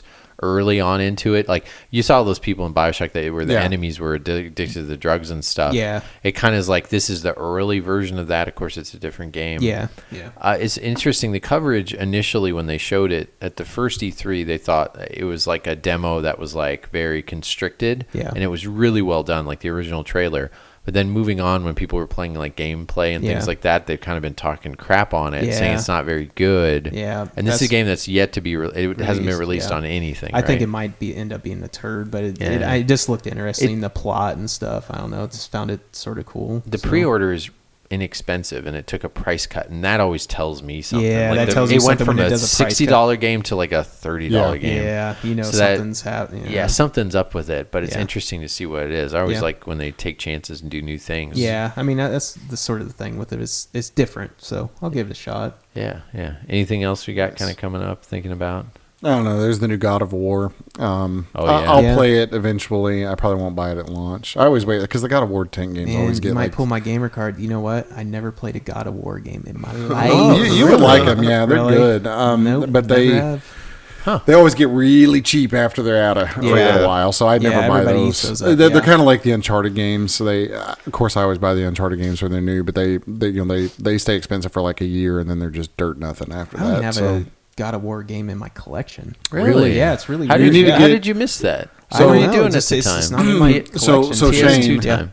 pro tip for you. Yeah. Get the God of War Saga for PS3. Mm-hmm. It has, I think, God of War 1, God of War 2, That's what Ghost of Sparta, Chains of Olympus, and 3. It's the best and 3 and everything too. And it's great. It has 6 games on it. It has all the PSP games on it. Kind of remastered or upgraded for the PS3. Tons of gameplay. You can play all of them. You can play the whole thing. And you can get that game, I bet, right now for $15. Okay. That pack. It is one of the best $15 video game buys you can do. Okay. Yeah. God of War 1 is great, and 2 is like a lot of people consider in the like top 50 games of all time. God of War 2 is I hate it's really I good. never played Yeah. it. No, it's fine. Well, they're just there are no other games that I can think of that give a sense of scale and magnitude like the God of War games. Like you really, I don't even know how to describe it, but you're this little guy and you're in these, the way the cinematics are done, but they're integrated with the gameplay too. But just the scale of the enemies that you're fighting and the magnitude of the odds that you're up against, like it visually conveys those better than any game I can think of. Shane, did you ever play the old Devil May Cry's? Yeah, I played a little bit of Devil May Cry. So they had a little part of that where at times the it's a little bit of hack and slash a little bit. Well, not just that. I meant like the things Adam was saying about the cinematics. There's times where it would like zoom out at some points, and all of a sudden you'd see like an epic scale. Like they would do that in Devil May Cry a little bit, and I swear that's how God of War started, because there's some parts where you're like, wow, I've never seen this in a video game. It's like really showing the scale of this castle, and you're moving towards it. And God of War like cheeses that like crazy, but it's amazing because it really is. I mean, and there are places where you're actually on a level, and then you realize that the level that you're playing on is actually on the back of a Titan. Yeah. And so you're playing, like everything that you've seen is on the back of a giant monster, basically. Yeah. And so it plays with these ideas of scale and magnitude, I think, really, really well. It's just, I mean, in some ways, it's kind of like Shadow of Colossus, I guess, in that respect. But really, really good game. Yeah. Or set of games. Yeah. And Shadow of Colossus, that's another one. Like we didn't really describe it if you haven't played it before. Most of you probably have or know about it, but it's just a big boss battle game where you're just all by yourself. And a lot of times they say you're just by yourself because the assets of the PS2 to make it look so good. Yeah.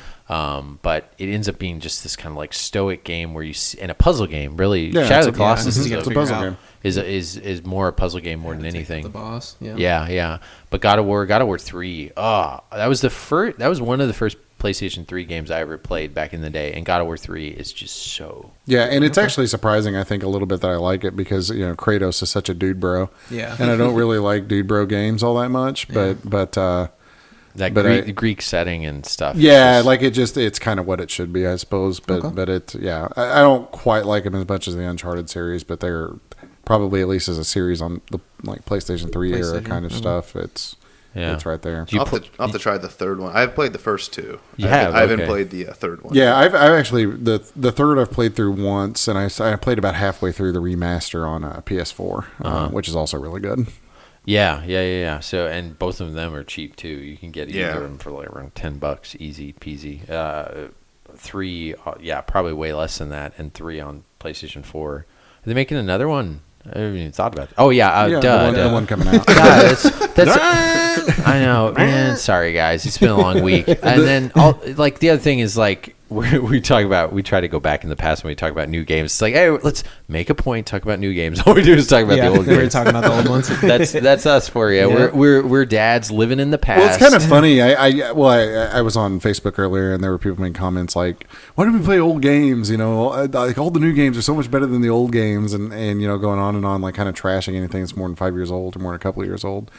And have you ever heard of classic car shows, Mr.? Yeah. Have you ever heard, do you take your car off the lot? Can you take your Hyundai off the lot right now? Sorry, I know you drive a Hyundai, Adam. That just first thing came to my head. How about the Econo car or whatever? What's it? A Kia? Anybody have a Kia? The same here? difference. Okay, good. You take your Kia off. Oh, listeners of Kia are getting mad at me. Off the lot, and you go to a classic car show for Kia? No, sorry. Okay, that was my long-winded explanation. But I just think it's funny because, like, you know, if you're going to play the new games, great. But if you like those games, it's kind of fun to go back and explore where they came from or how they developed. I think so.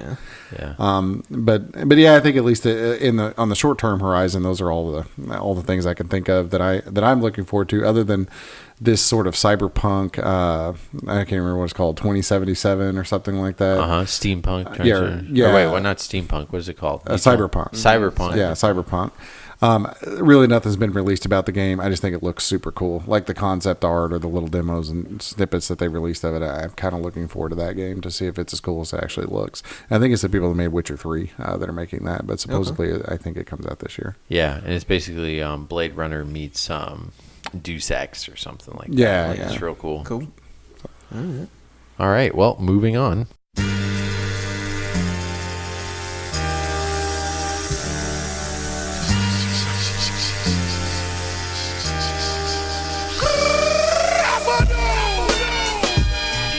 All right, and now it's time for our Handheld Holler! Yeah! Ooh! That's right. Our handheld holla is when all four of us dads just want to give some love to those handhelds for you, those old pocket picks, those old, what were the other things that they were going to call this? Pocket picks, keep in your pants. That was pretty funny. Yeah, that was a good one. Pocket pickpockets, that kind of stuff. Some people play on it, and then handheld holla was nice and stupid, so we picked that one. And yeah, that was our last wrestling theme by John Cena.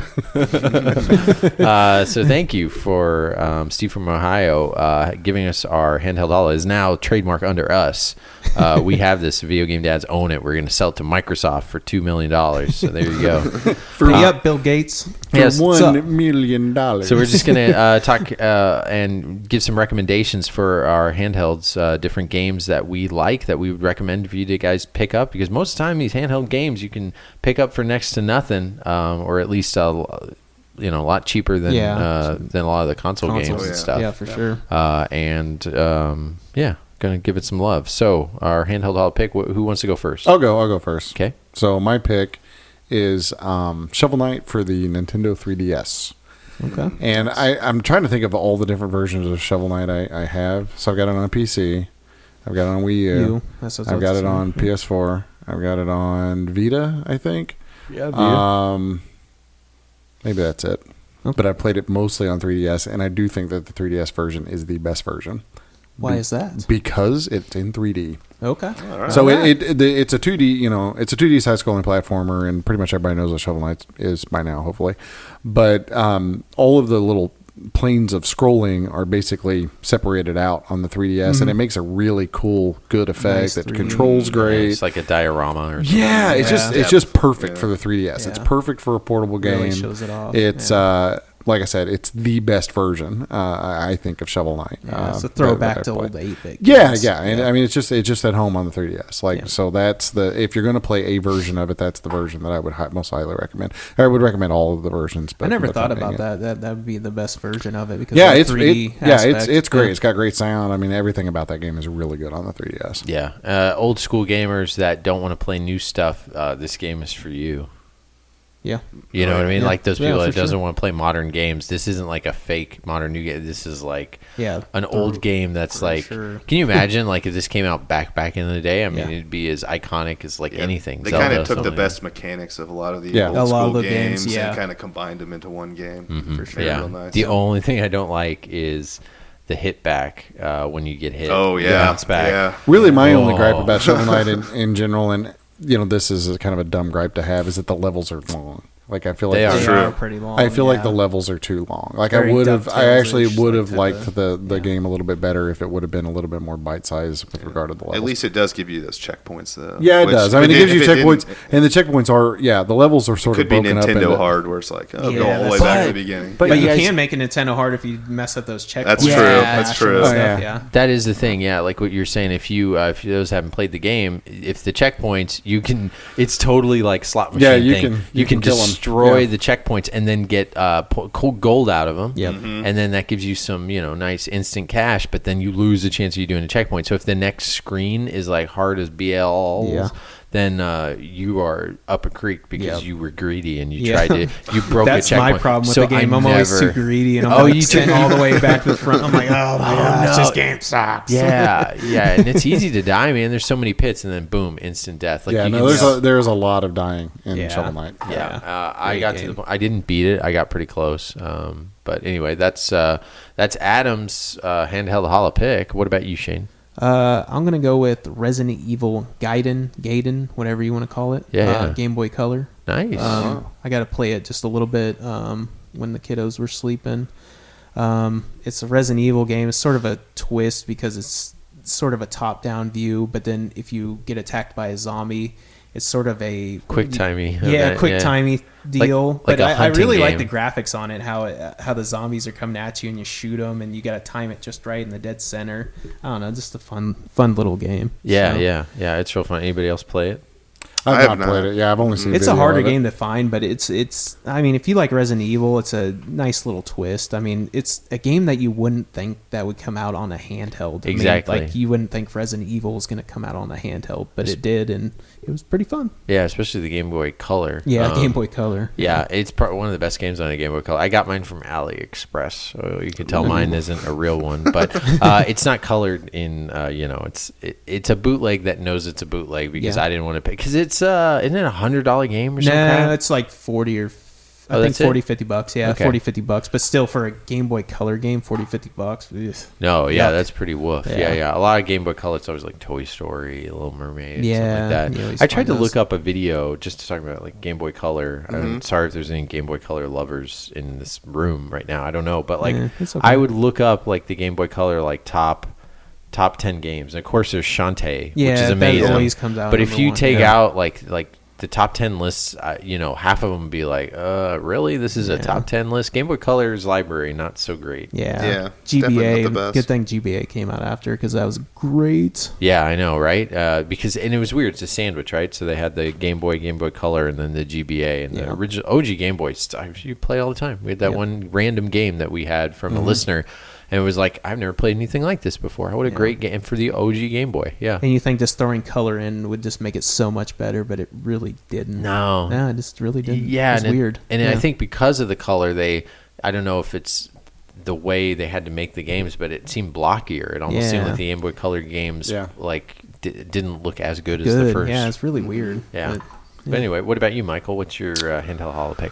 A game that I've been playing recently is on the 3DS, actually, New Yoshi's Island. And I know a lot of people have played the older games on Super Nintendo and what was the other one? On the DS, actually. And it's just kind of a continuation. It's kind of that, if it's not broke, don't fix it. And is it same as Wii U, that one?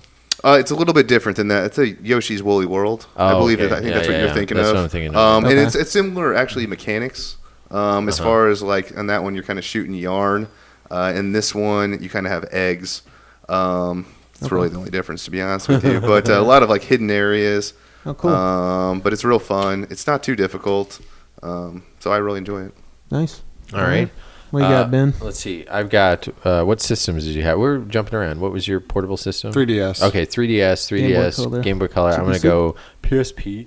I was almost going to keep it all Nintendo, but I realized looking back, thank you to, our scavenger hunt. Let's say yes, we have a scavenger hunt winner, which was Nerdtron. Yeah, thank you, Nerdtron. You've got Nerdtron 64. Yeah, last episode we put out a scavenger hunt saying, because I lost my list of what we've picked so far for handheld holo, if you put it all together, you get a Video Game Dad's t-shirt and a boxed game from my collection. Ooh, personal collection. And Cha-ching. Of the video game dads, I've got the best box collection at it. All you a-holes. Just kidding. I don't at all. But I've still got a good amount of box games, but I value them less. I'll just give them away to a random guy doing a little work for me. But anyway, he was real nice.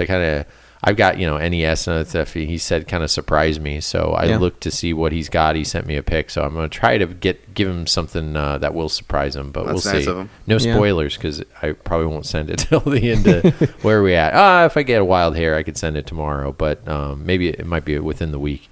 So anyway, my handheld holo pick is SNK Arcade Classics Volume 1 for the PSP. I endorse this pick. Yeah. I figured you'd like it. So I haven't played this one. Yeah, so this one, if you see the cover art, is great because it's got an SNK cabinet. Oh, okay. And like the big red. Yeah. I had this. I had it, but I never played it. Yeah, Michael, if you want to borrow a copy, one right over there. All right, might do that. It's probably one of my favorite compilation disc ever. Yeah, and they've got it for PS2 as well, but this one for PSP. Let me run it down. And Wii. Oh, and the Wii? It is for Okay. Wii. Yeah, I Wii. got it for Wii. Yeah. That's what. Yep, I forgot. So it's got Art of Fighting. It's got Baseball Stars 2, which I love. Great Baseball game. Stars 2. So fun. Burning Fight, Fatal Fury. Yeah, right, great. that's one of the first fighting franchises. Yeah. King of Fighters 94. What? 94. Mm-hmm. Say what? Yeah, this is where the King of Fighters phenomenon began. King of the Monsters. Great game. Last Resort. It's kind of like an enemy popular futuristic shooter. Metal Slug. Neo Turf Masters, one of the best golf games. Yeah. Fantastic golf game. I am actually currently enrolled in a Neo Turf Masters online tournament. Whoa, right. Look at you. Yeah. Good for you. Does it come with How's or that without going? the pocket protector? Pocket protector, it was a requisite for the admission. Yeah. But I'm actually really looking forward to, of course it's on the Neo Geo, so we have to take pictures, then email them in. Oh, wow. To show what our scores were. Yeah, I was wondering how So that so it's cool because it's a month long, and each week we play a different course. And then you Tally you give your best score for that You better course. start So practicing up. Yeah. I am a pretty good Neo Turf Master. You know what you player. should do? If you're taking pictures, you might as well buy like a golf outfit and wear the dumb hat. Pay a caddy. I'll be your to sit caddy. there. I'll Yeah. stand behind telling you you, like, man, yeah.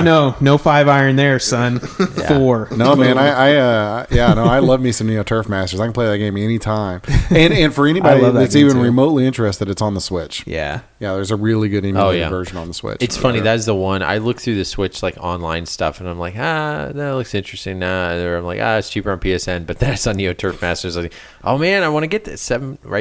Yeah, I think Yeah, $7. $7, I was Yeah. almost gonna get it, and then I was like, if you buy the AES version, it's like a $20,000 game. It's like literally one of the most expensive games you can that's buy. just crazy. Jiminy Golf Christmas. game. Yeah, I totally insane. probably will end up getting that. Man, on that the Switch. compilation sounds really good, man. Yeah, I'm not even done. Samurai Showdown, Well, yeah. Sengoku, remember Shock Troopers. Huh? Yeah, Shock Troopers Troopers 1 is great. Yeah, It's a really lots good of game. bullets, run and gun adventure.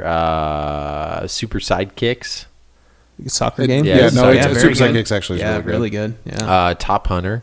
That's also like a platformer. Yeah, that's a little bit more meh. Yeah. Yeah. And World Heroes.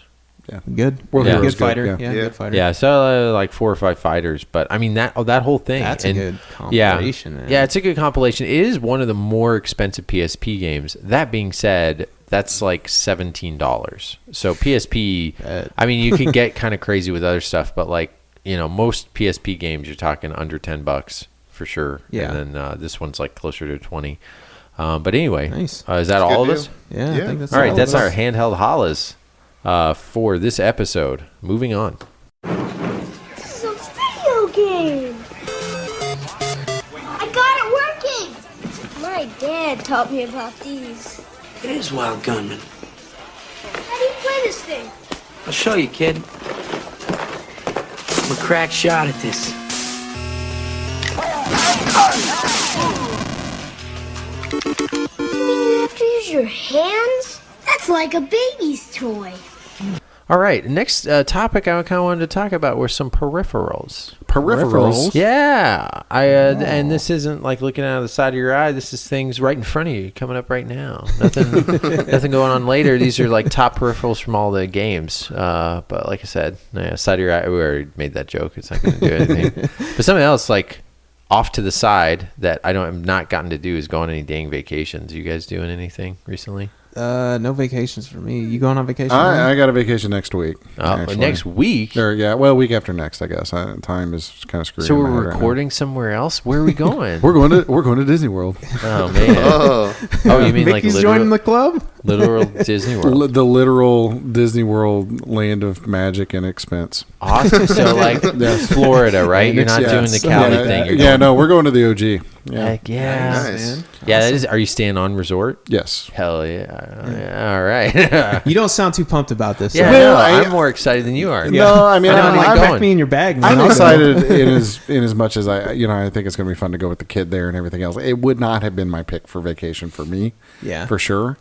Well, and I'm mostly cheesed about, like, Disney is kind of expensive, and I just keep thinking about it's worth it, man. Yeah, I know, but for a Disney vacation, I could buy some pretty freaking sweet NES games. I'm just telling you. You have pretty free. These are memories, man. Yeah, you need the memories. You can't take it with you. You can take these with you. No, when I'm old and demented and alone, surrounded by my NES games, I'm not gonna remember my Disney trip. You're gonna like be paying people in like things. If you scratch my bunions, I'll give you a paper boy. And they're like, what are you talking about? I don't want paper boy. Yeah. Well, I definitely know my wife would be jealous because she's been wanting to go. Have you guys been before? My wife, her family, they went like every 2 years to Disney. She's been like 5 times. Really? And she is all about it. She, in fact, wanted us to get married there, have our honeymoon there. Oh, man. Yeah, I nixed that pretty quick. I want to go. I've actually never been personally. Really? So really? I would really like to go. I'd like to go see like Universal Studios and some other stuff. Yeah. But did I want to spend my honeymoon in the Magic Kingdom? Not so much. Yeah. How long are you going for, Adam? A week. A week? Yeah. That'd I be think cool. I think we're there full. I can't remember 7. Are you going going to hit all the parks? I'm going Got to it. do Epcot, baby. So my way to vacation is I don't like do stuff. Yeah. I Okay. I like to Wake go up when you want. Yeah. I like to go somewhere and be like, I'm going to do what I'm going to do, and I don't want to schedule too. and blah blah blah. Dude, I'm with you on that. Disney's So- gonna be hard to do that. Well, that's kind of the thing. So I told my wife, like, we can go. The only catch is I'm just going. Like, you can plan it all. I'll walk wherever we need to walk or go wherever we need to go. I don't really want to know about it. Just come up with a plan. and I'll Man, do you're it. not digging this thing. No, I mean, I'm not anti Disney, I suppose, but But a theme park is not your idea of it fun. No, not at all. Not So even what close. is it? Well, I kind of want to know. lines Is and it the everything. I'm with you people? on Is that it a the little ride? What about the ride? The rides are fun, or are you not a ride person? I'm not. Well, I used to was back when I was a kid myself, I suppose. Young but buck. yeah, but now that I'm older, I feel like and it's not that I'm scared of them or anything else. I just feel like I'm next to a heart attack. I feel like I'm much closer to a blocked coronary these days than I once was. See, we're going to Disney in a month after you Yeah. because we got a Make-A-Wish. My daughter got Make-A-Wish, so we're going to go That's with awesome. our daughter. But I'm a little worried because we have 3 kids, so schedule-wise, like kids... I mean, hot sun, and that's like, kind of what I would be worried. That's kind of what I'm about, getting yeah. about. Is I know that my kid. How long can he last? Well, that's you know? but my child, like a lot of 4-year-olds, he's fine when he's rested. Yeah. But I don't think he's going to be capable of rest at Disney World, which means he's going to be a crazy person for an Yeah. entire week. Yeah. And I'm not so sure that the family's going to survive. I'm not so sure everybody's not going to, I'm just thinking by like Friday, Yeah. it's going to be like the beach invasion and Saving Private Ryan. Yeah. I'm going to be like carrying my arm and there's like stuff going, blowing up around me, like it's going to get ugly by the end of the week. week. Is all that I'm thinking. I mean, I could be wrong. I hope I'm wrong. Yeah. There's stuff to do. I will say, like, also the food is usually pretty good. Yeah. And like Epcot. Okay, if you're anti theme park, I can tell you this going to all the parks before, because my wife and I, we went like 6 months after we started dating. We were like mid-20s at the point, so we both wanted to go. I never got to go as a kid. I got to go once, but I went with my mom, my sister. My mom wasn't a like planner. Yeah. She was one of those like, hey, the theme park opens at 9. We left the hotel at 11. You know what I mean? It's just like So like my wife and I totally planned everything out to the point where we went to these Disney specific websites, and we would go to certain parks at certain times of the week or times, and then like go to the back of the park as soon as it opens. We'd be there for the park opening, but we would go to the back of the park and move our way forward, because most people would slowly like take these alternate paths. So I literally took like a road mock path, like it's freaking Zelda, and I'm like finding. I need that map, man, when I go. Dude, no, and my wife has it scheduled kind of like this, that, like because then you could ride the big rides. If you go upstairs, no line. Yeah, if you go upstairs where she like has all of her stuff where she's playing this out, it's like, have you ever seen that movie A Beautiful Mind where there's like string and like pictures and there's like all this like crazy stuff. That's awesome. Like it's like a giant Rubik's cube of like Disney fun horribleness, you know, like a spider web of entanglement. Character dinners, she always has those planned. Oh, I mean everything. Yeah. So there's basically just like a giant fishing net that's going to whisk me off to a blissful place of whimsical amusement. See, we got to do this. You put me in a like and Adam she mask. has it all. She has it all planned out. Yeah, see, I'll trade you. Like, I'll put on an Adam mask, and you could stay here and play video games, go to my house, play video games. I'll go to Disney and have fun. And be like, hey, kids, hey, family, let's ride this again. They're like, why is Dad so dang into this? It's like, I don't want to do this anymore. Well, and you know, my kid being 4 too. Of course, I guess there's not too many, you know, really crazy rides at Disney That's World. Another but thing I think it's more about. so than it was when I was a little kid. Rides are good. I went when I was 6 years old, so I just have kind of bits and pieces of memories back from when I went. But one of the things I remember is, and it was at Epcot, was they had a robotic moonwalking Michael Jackson there. Oh yeah. And I'm pretty sure that Michael Jackson isn't playing with the kids anymore these days. No, that's over at some weird collector's basement. They retired that one.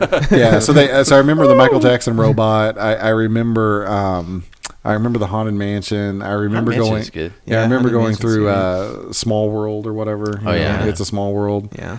And they did revise that recently. Yeah, and I remember the teacups, and I remember a few, like I said, a few little bits and pieces. I actually, one of the things I remember the most is, I was 6, so I was still in that, where you get embarrassed all the time, like when you like hide behind your parents and you don't want to talk to strangers and that sort of thing. And I remember like Cinderella like chasing me, like, hey, hi, like trying to talk to me and stuff. Me like being just like mortified, embarrassed by that. And for some reason that kind of sticks out. But good Disney memories by Adam. Yeah, so that's my good Disney memories, being scared of a Disney princess. A Disney princess. Yeah, while I was there. I mean, I will say, I'm just you would enjoy Space Mountain. I really think you would. Oh yeah, no, I'm sure I would. I'm just sort of worried because the kids, my kids are so like your kid's 4, my kid's 4, the oldest. The rides that they're going to be able to go on. So it's like half the time we're going to have to skip a lot of rides. We're going to be doing the teacups, and that sort of thing. And stuff like that. So something I noticed when I went kidless right before, so I don't know when I go back, is doing Disney without kids is the way to do it, because kids slow you down. Like that was something we noticed. We saw meltdowns all around us, and when we were the kidless, we were just like, you people with kids are doing it wrong. And now I'm like, I can't talk that crap now because I got a kid. But that's exactly what my wife said. And as somebody who's never gone, you think it would be like 4 kids, your Disney, all the characters dressed up, but there's a lot of adult stuff, and that's what I learned. That's what I'm excited about, because we're taking my mom and her mom, so at night they could actually watch the kids. So there's like an adult section where but you know what they so it's like now realistically though, you know what they call adult Disney World, right? What? Las Vegas. That's exactly what I was thinking. That's true. That is the adult Disney World. I am excited about the new Nintendo section that's going to be coming. Oh yeah, that'd be so cool. To bring in some video game stuff. Come on, huh? That's at Universal Studios. Yeah, that's Universal Studios. It is technically. It's still like 2 years away, I think. I think so. Yeah, I would be down. I would be down for that. Yeah. I told my wife I would 100% go once the Nintendo thing's open. Yeah. So You're signed up for that then. You absolutely. I will say you will like Epcot now that you're older, and the Cinderella won't scare you because their food and then their rides at Epcot are a lot more like adult based. Yeah. Like, did you know there was a ride even in that big ball? I didn't even know that until and that ride's like a lot of fun, and they'll put your face on a figure thing, and it teaches you the history of the world or whatever. So one of my favorite things there was the sci-fi movie theater. Did you ever do that? Go eat there, man. That was my favorite thing. Yeah, out of all the things there, that was my favorite. The attention to detail. Someone who I love the Uncharted games and stuff, and you can like look at like a suitcase and see like, God, some artist like went to town on this, and this is in the corner sitting here next to the sand or whatever. Yeah. The attention to detail of Disney is what I really like. Yeah. Like when you get to Animal Kingdom. Oh yeah, we're gonna do Animal Kingdom. Okay, too. so I'm curious on how that's gonna be. Yeah, Animal Kingdom out of all the parks was my favorite park because it is a zoo and also a theme park that's kind of done differently with a different type of theme, but than the rest. The zoo is like one of the best zoos I've ever been to. I've been to zoos all around the world. Yeah. San Diego, they say, is the best. This is better than the San Diego Zoo. Oh, really? Is Animal Kingdom because they have a safari, and you know how Disney does things. They don't want any kind of. I don't want to see a fence. I don't want to see a feeding cage. It doesn't. It needs to look all Disney and proper, and whoever they're, killing to make this park perfect. They hide. You don't want to see the baby sea lion sacrifices. Yeah, that's good. The way they make it's like, oh, that's why this. Like we were going through the safari. These were real animals, right?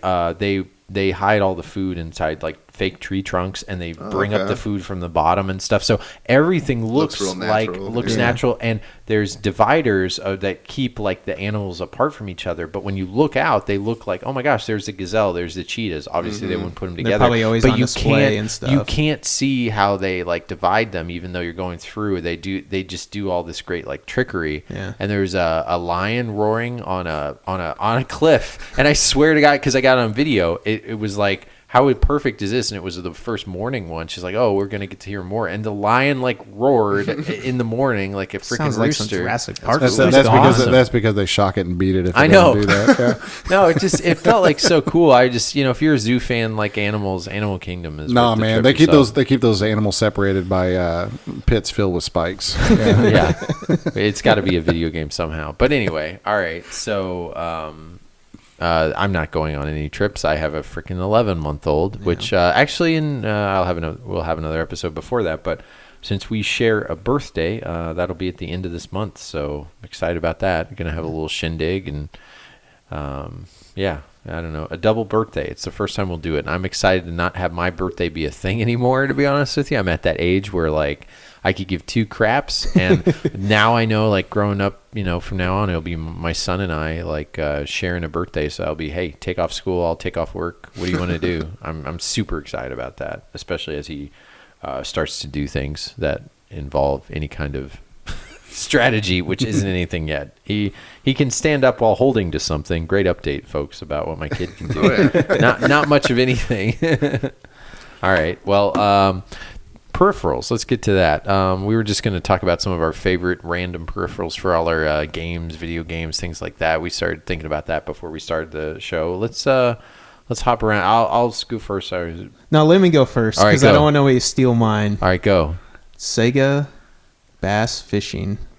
The fishing rod for the Dreamcast. Dreamcast, man. You're good. You sniped that from me. I know, man. I had to get my fishing game in there. Like I knew somebody's gonna snipe that because it was such a great. It is a peripheral. Perfect controller. Perfect, man. So it's perfect. There's not. I don't want to play another fishing game. You don't? Yeah. I mean, it's a perfect arcade port. I mean, that's a great arcade port. I mean, granted, the arcade it would pull back at you and everything, but man, it was good. The rumble feature and just. And it's a cheap game. Like if you buy a Dreamcast with a fishing controller and a Sega Bass Fishing, you're spending less than $50. Yep. And that's like having an amazing little arcade in your home experience. So good. Still not the best Saturn peripheral though. What do you got? The microphone to talk to the seaman, dude. Oh man, you don't want that? Yeah. Oh, man. Or how about a keyboard to type with some dead? Yeah. Typing dead? Yeah, typing in the dead. Yeah, typing the dead is good. The Dreamcast had a couple light guns, which now, you can. Okay, let's talk about this. With peripherals, there's some you can't use, and that's most of the light gun games. Unless you're still rocking a CRT like me, and then you can. Yeah, you got to have a CRT. And it's funny, like, what the reason you can't do that is it doesn't flash. Is it because the refresh rate of the new HD? Yeah, it has something to do with the refresh rate and that sort of thing. I wish you'd think they could figure out a CRT mode or something like that, but no, it's dead in the water. And so many times you'll see a post to someone like, "I want to play XYZ and I can't." Yeah, I want to play Virtual Cop and it doesn't work. Should have been bigger nerd. That's your problem for not figuring that out. Go to the curb and get your CRT. Yeah, that's true. Although now they're saying they're hard to find. I know. That's the weird thing is people are like, it's hard to find a CRT. Whenever I've sold like the NES zappers to people, I have to specifically ask them if they have a CRT because they'll say it doesn't work. Yeah, we call you and be like, hey, it doesn't work. You sold me a broke. Like, no, you just don't have a CRT. Sorry, buddy. We have a community-wide garage sale over here, and like, oh God, when is that? We miss it every year. Yeah, it's actually I think in April this year, but like 2-3 years ago, we had like the spring garage sale, right? And then after the garage sale, they do this thing where they pick up the bulk trash, like the big trash. Mm-hmm. Yeah. And I came home from work one day, and there were CRTs everywhere. Really? Like half the houses have like a big CRT out front, and I'm like going crazy. And I come home, and I'm like, because people will drive around and like pick them up, pick stuff up, and I'm like, I want to get in the car and go pick up some CRTs, and my wife's like, no, and I'm like, please, and she's like, you already have like 5 of them, and I'm like, yeah, but they're like everywhere, and they're all gonna get destroyed, and I can't take it because I love CRTs. But she wouldn't let me go get more CRTs because I have too many. Yeah, so, I'm looking around. I don't see too many. Well, I see 1, 2, 3, 4, 5 where I'm setting. I think 5. That's not, no. That's like small. But I've got room for more, and I just put them on top of each other. I just put them on top of each other. Yeah. I want it to look like the Bat Cave down here with the Bat computer and all the Bat monitors. It should be like a Game of Thrones and just sit on your CRTs. But I think I thought it was so sad. But that was like the date of time when all the CRTs just went and died. Like everybody was just throwing them out, setting them on the street corner. And then I remember, she said, well, you can't have any CRTs, and I guess that's because she's reasonable and I'm not. But then it started raining, and then I thought about all those CRTs setting out in the rain, and I felt really bad on the inside. Trying to save them. Little teardrop. I was crying. It was a really tough time for me, and I don't like talking about it now. Yeah. But, what's another good peripheral? N64 Rumble Pack when that first came out. Yeah, the Rumble Pack. Oh my God, that revolutionized things to me, man. With that Star Fox 64. Yeah. Oh yeah. And it caused everyone else to have them built in. Yeah, that was before everybody had them built in. Yeah, and if you think about it, the Rumble was pretty far away from your hands. So like now I think like the DualShock does it so much better because it feel it in your hand. Yeah. And then of course, this 3D, the Switch, what do they call it? HD Rumble. HD Rumble. Oh, sorry, I just threw up in my mouth. It's such a weird, they could have called it anything. Yeah. But I will say that tech demo, aka 1-2 Switch, does really you tilt it, and the rumble is advanced. Yeah, almost like high definition. No, it's really cool. Like sometimes I have to actually think about it, but like if you're playing a racing game, for instance, the rumble changes with how many RPMs your car will be using and stuff. Like if the developers use it, it's actually pretty impressive on the Switch. Yeah. What else have we got? Well, I mean, there was one that was pretty ahead of its time on the Sega Master System, and that was like the 3D glasses. Yeah, the 3D glasses. I never used that before. Yeah, I have. I have some, and it actually works pretty well for back then. I mean, it's not perfect or as good as kind of the technology today. Or what about the 3D imager on the Vectrex? I have not seen that one. That was actually I never seen that either before. Yeah. It was Space Harrier 3D is a great game on the Master System. Famicom in Japan had a 3D glasses attachment. Never came out here. Yeah, but like Rad Racer in Japan is a 3D game that has alternating. I had actually the red and blue 3D glasses for Rad Racer. Oh, Rad Racer. Yeah, that was a pile of crap. Mm-hmm. Yeah, it was junk, but that was the. But it was cool. You thought it was the neatest thing ever. Exactly. Back in the day, I now you definitely go had back them. and you're like, boy, this is not good. I like Rad Racer. No, Rad Racer's good, but the throwing on those glasses. The 3D. That's what they did. That's what they did in North America. I think was. What else? I mean, I got a peripheral for a handheld, the Light Boy. Did you guys ever had one of those? Yeah. So the Game Boy had a problem with the fact, the backlight. Oh yeah, the big ugly thing. Yeah, so you could put that magnifier on that sucker and turn on the light. I use that thing exclusively. I also did that for the Game Boy. It was called the Super Wide Boy. Yeah. Who did you get that from? I got that from a collector around here. Oh, it's your the guy that we went to. Is this like the This is the 40-pound thing that hugs your Game Boy, right? No, not that one. Oh, okay. This Never is mind. a smaller I know version. what you're talking about. Yeah, this is one that clips on the top, but they do have that big. Crazy there was another one like sort of like that, but then the speakers would fold out. Yeah, that's the one. That's the one you're talking about. Oh my gosh. Yeah, that thing's pretty terrible. It ruins the whole idea of having your Game Boy. I mean, Game Boy is iconic. Like, I have a chewer, like a teether. That's a Game Boy for my kiddo. Yeah. I had like one of those third-party worm lights on mine. Oh, it was mine. It was bad. Yeah. Now, what about the Game Boy? You know, the Game Boy camera. I mean, Game Boy printer. Oh yeah, printer. Yeah. Man, I love that thing. I thought it was the coolest kid. I'd put it around the corner and take a picture of like my brother just standing there. I'm like, yeah, I got some dirt on him. Now I have a question for you guys. I'm not sure if any of you ever did this, but we need to do this at some point. The GameCube had a controller that the Game Boy Advance plugged into. And there were a few games that you play, GameCube games, through your Game Boy Advance. Or Zelda. Interact. Zelda. Oh, so Zelda 4 Swords is one of them. That one's but there's also Pac-Man Versus. Oh, really? And Pac-Man Versus is super fun. You have to have 3 Game Boy Advances with 3 Game Boy Advance cables. But the way that it works is that... I'm trying to remember exactly how it works, actually. but each of the characters on the Game Boys is a ghost, and they can only see a limited amount of screen. And then the person playing on the TV is Pac-Man, and it's sort of this cat and mouse game, but it's super fun. Oh, that great! Sounds fun. It's a great game. But GameCube had that, and then the other thing the GameCube had that was just super awesome is the bongos. Oh, yeah. So if you look, man, I never got a chance to play that yet. It's pretty good. So Donkey Konga 2, and Donkey Kong Jungle Beat, all 3 of those games are awesome. Great party games. Well, heck, another one. I know people they don't like it, but Guitar Hero or Rock Band. Oh yeah, I love some Rock Band, man. Oh man, Xbox 360 with. I actually had the Fog Machine, and we played that. I mean, it was like me, Ben, you guys, and Norm. We played it with the Fog Machine. It's so fun, man. Yeah.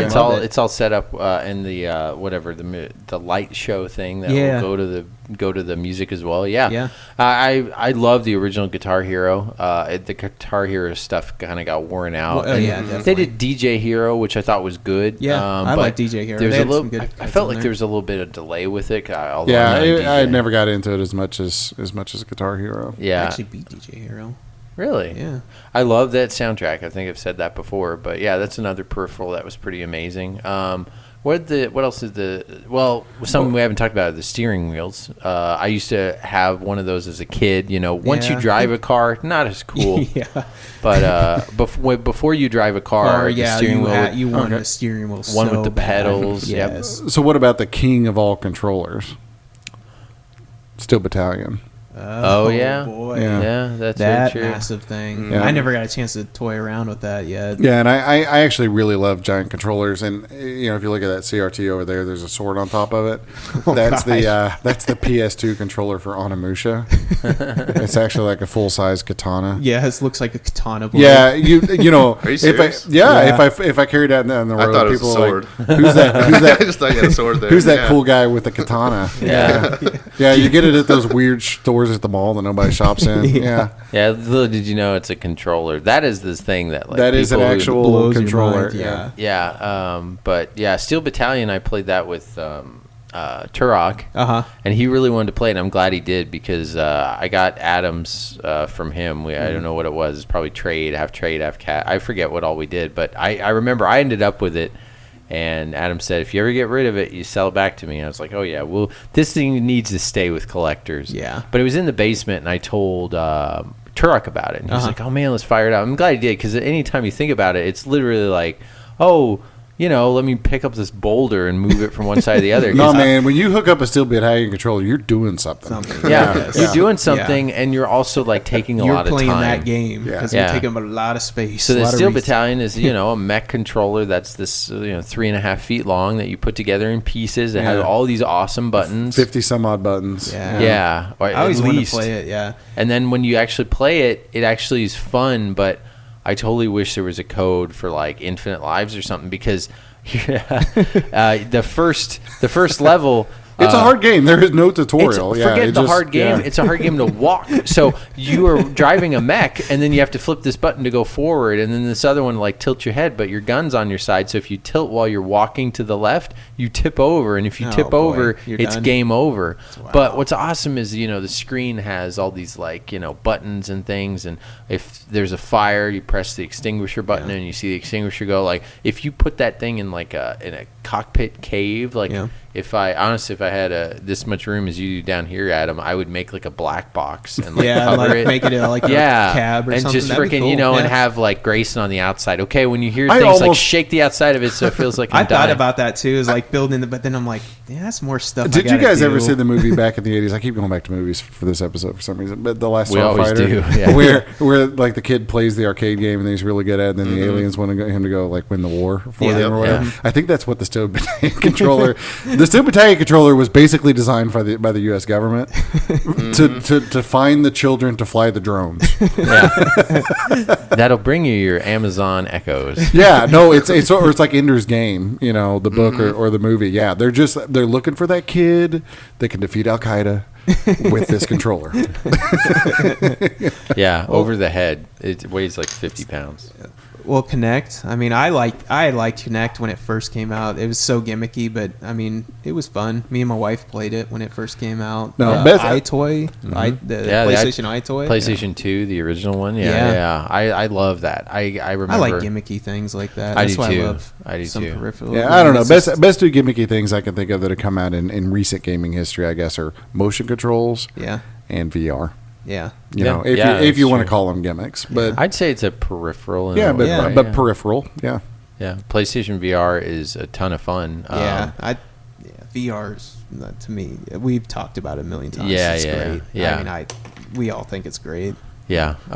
What else is there out there? Oh, now they're making the kind of smaller controllers for the kids for PlayStation. That's the Hori arcade or the Hori pad for PS4. Yeah. Arcade sticks. I got the Dreamcast arcade stick. That thing's pretty good. Does Amiibo count towards a? No, it doesn't. No. Nobody likes your weird little toys. Amiibo, you guys shoot it down. Toys to Life. It's the only Toys to Life that made it through everything. Grief. Yeah. We can talk about some terrible peripherals, like all of the Wii ones. Yeah. Just the plastic mess of like rackets and baseball bats, and golf clubs, and Nerf. Like Nerf had their own line of those. See, like the Sega fishing that you were talking about earlier actually had some function in it. Yeah. All the Wii ones, they're just plastic molds. Yeah. But I actually collect some of the peripherals. I mean, for like the NES, since that's what I'm the most into. But like, you got your Power Glove. Power Glove. We didn't talk about Power Glove. Yeah, it's so bad. Rob the robot. Rob. Robots. You got the the NES Advantage controller. I've got this weird thing sitting in my floor over here called an NES Hot Seat. Oh yeah, that's really rare. And of which I've never seen another one, but it's super cool. I bought it from a guy in Topeka. That thing is super neat, man. But, you don't ever see that. But there's the U-Force laser scope. Oh, the U-Force. Yeah. What's the one? The activator. The activator, was that the pad that you threw on your chest? No, that's the interactor. Oh, interactor. Yeah, the activator is the thing that you laid on the floor. Correct. Yeah, that's the one with the lasers where you punch your hands through it. That was for complete what's garbage. the Sega light gun? That's another. It's called something. What, the Minicer? Yeah, the Minicer. Yeah. I will give it to Sega. They always had cooler names for their crap than like any garbage controller. Sega always had like the coolest name for it. And their gun looked more realistic too. That Zapper, kind of Magnum or whatever. You definitely gonna get shot. Yeah, the Super Nintendo Super Scope versus the Sega Minicer, and it's like not even a comparison, man. The Minicer is like so much cooler. Yeah. I mean, at least with the name. I actually, looking back on it, the Super Scope was the first thing of me being kind of a collector for a subset as a kid. I bought the Super Scope, and it was like clearanced out. And what's terrible about this thing, if you've played it, is like you put it on your shoulder, and like you get worn the heck out playing it. But I bought all the Super Scope games, and I had them, and I liked the Super Scope. How many games is there on the Super Scope? It's like 6 or 8. Yeah, that's a good one to go less for. than 10. Yeah, I think closer to 8. And some of them are pretty fun, like Battle Clash, but I liked the Yoshi one because it was Yoshi like this. Safari. I got that like a year ago, and I was super happy to get that. It's this weird kind of like. like first person shooter. Yeah. That's really different. But then they have like little mini games and things like that. Like it was a functional thing that worked, but like it's kind of big. I mean, it was like an RPG. I mean, and not a role-playing game. It was like a rocket-propelled grenade launcher. Yeah, it's like huge. 4 batteries. I remember putting in that sucker, but it was at least like any good Nintendo product. It took a while for the batteries to die. Forgot about the Power Pad, man. Oh yeah, Power Pad's awesome. And any Dance Dance Revolution, man, or combinations. Man, those are bad. Yeah.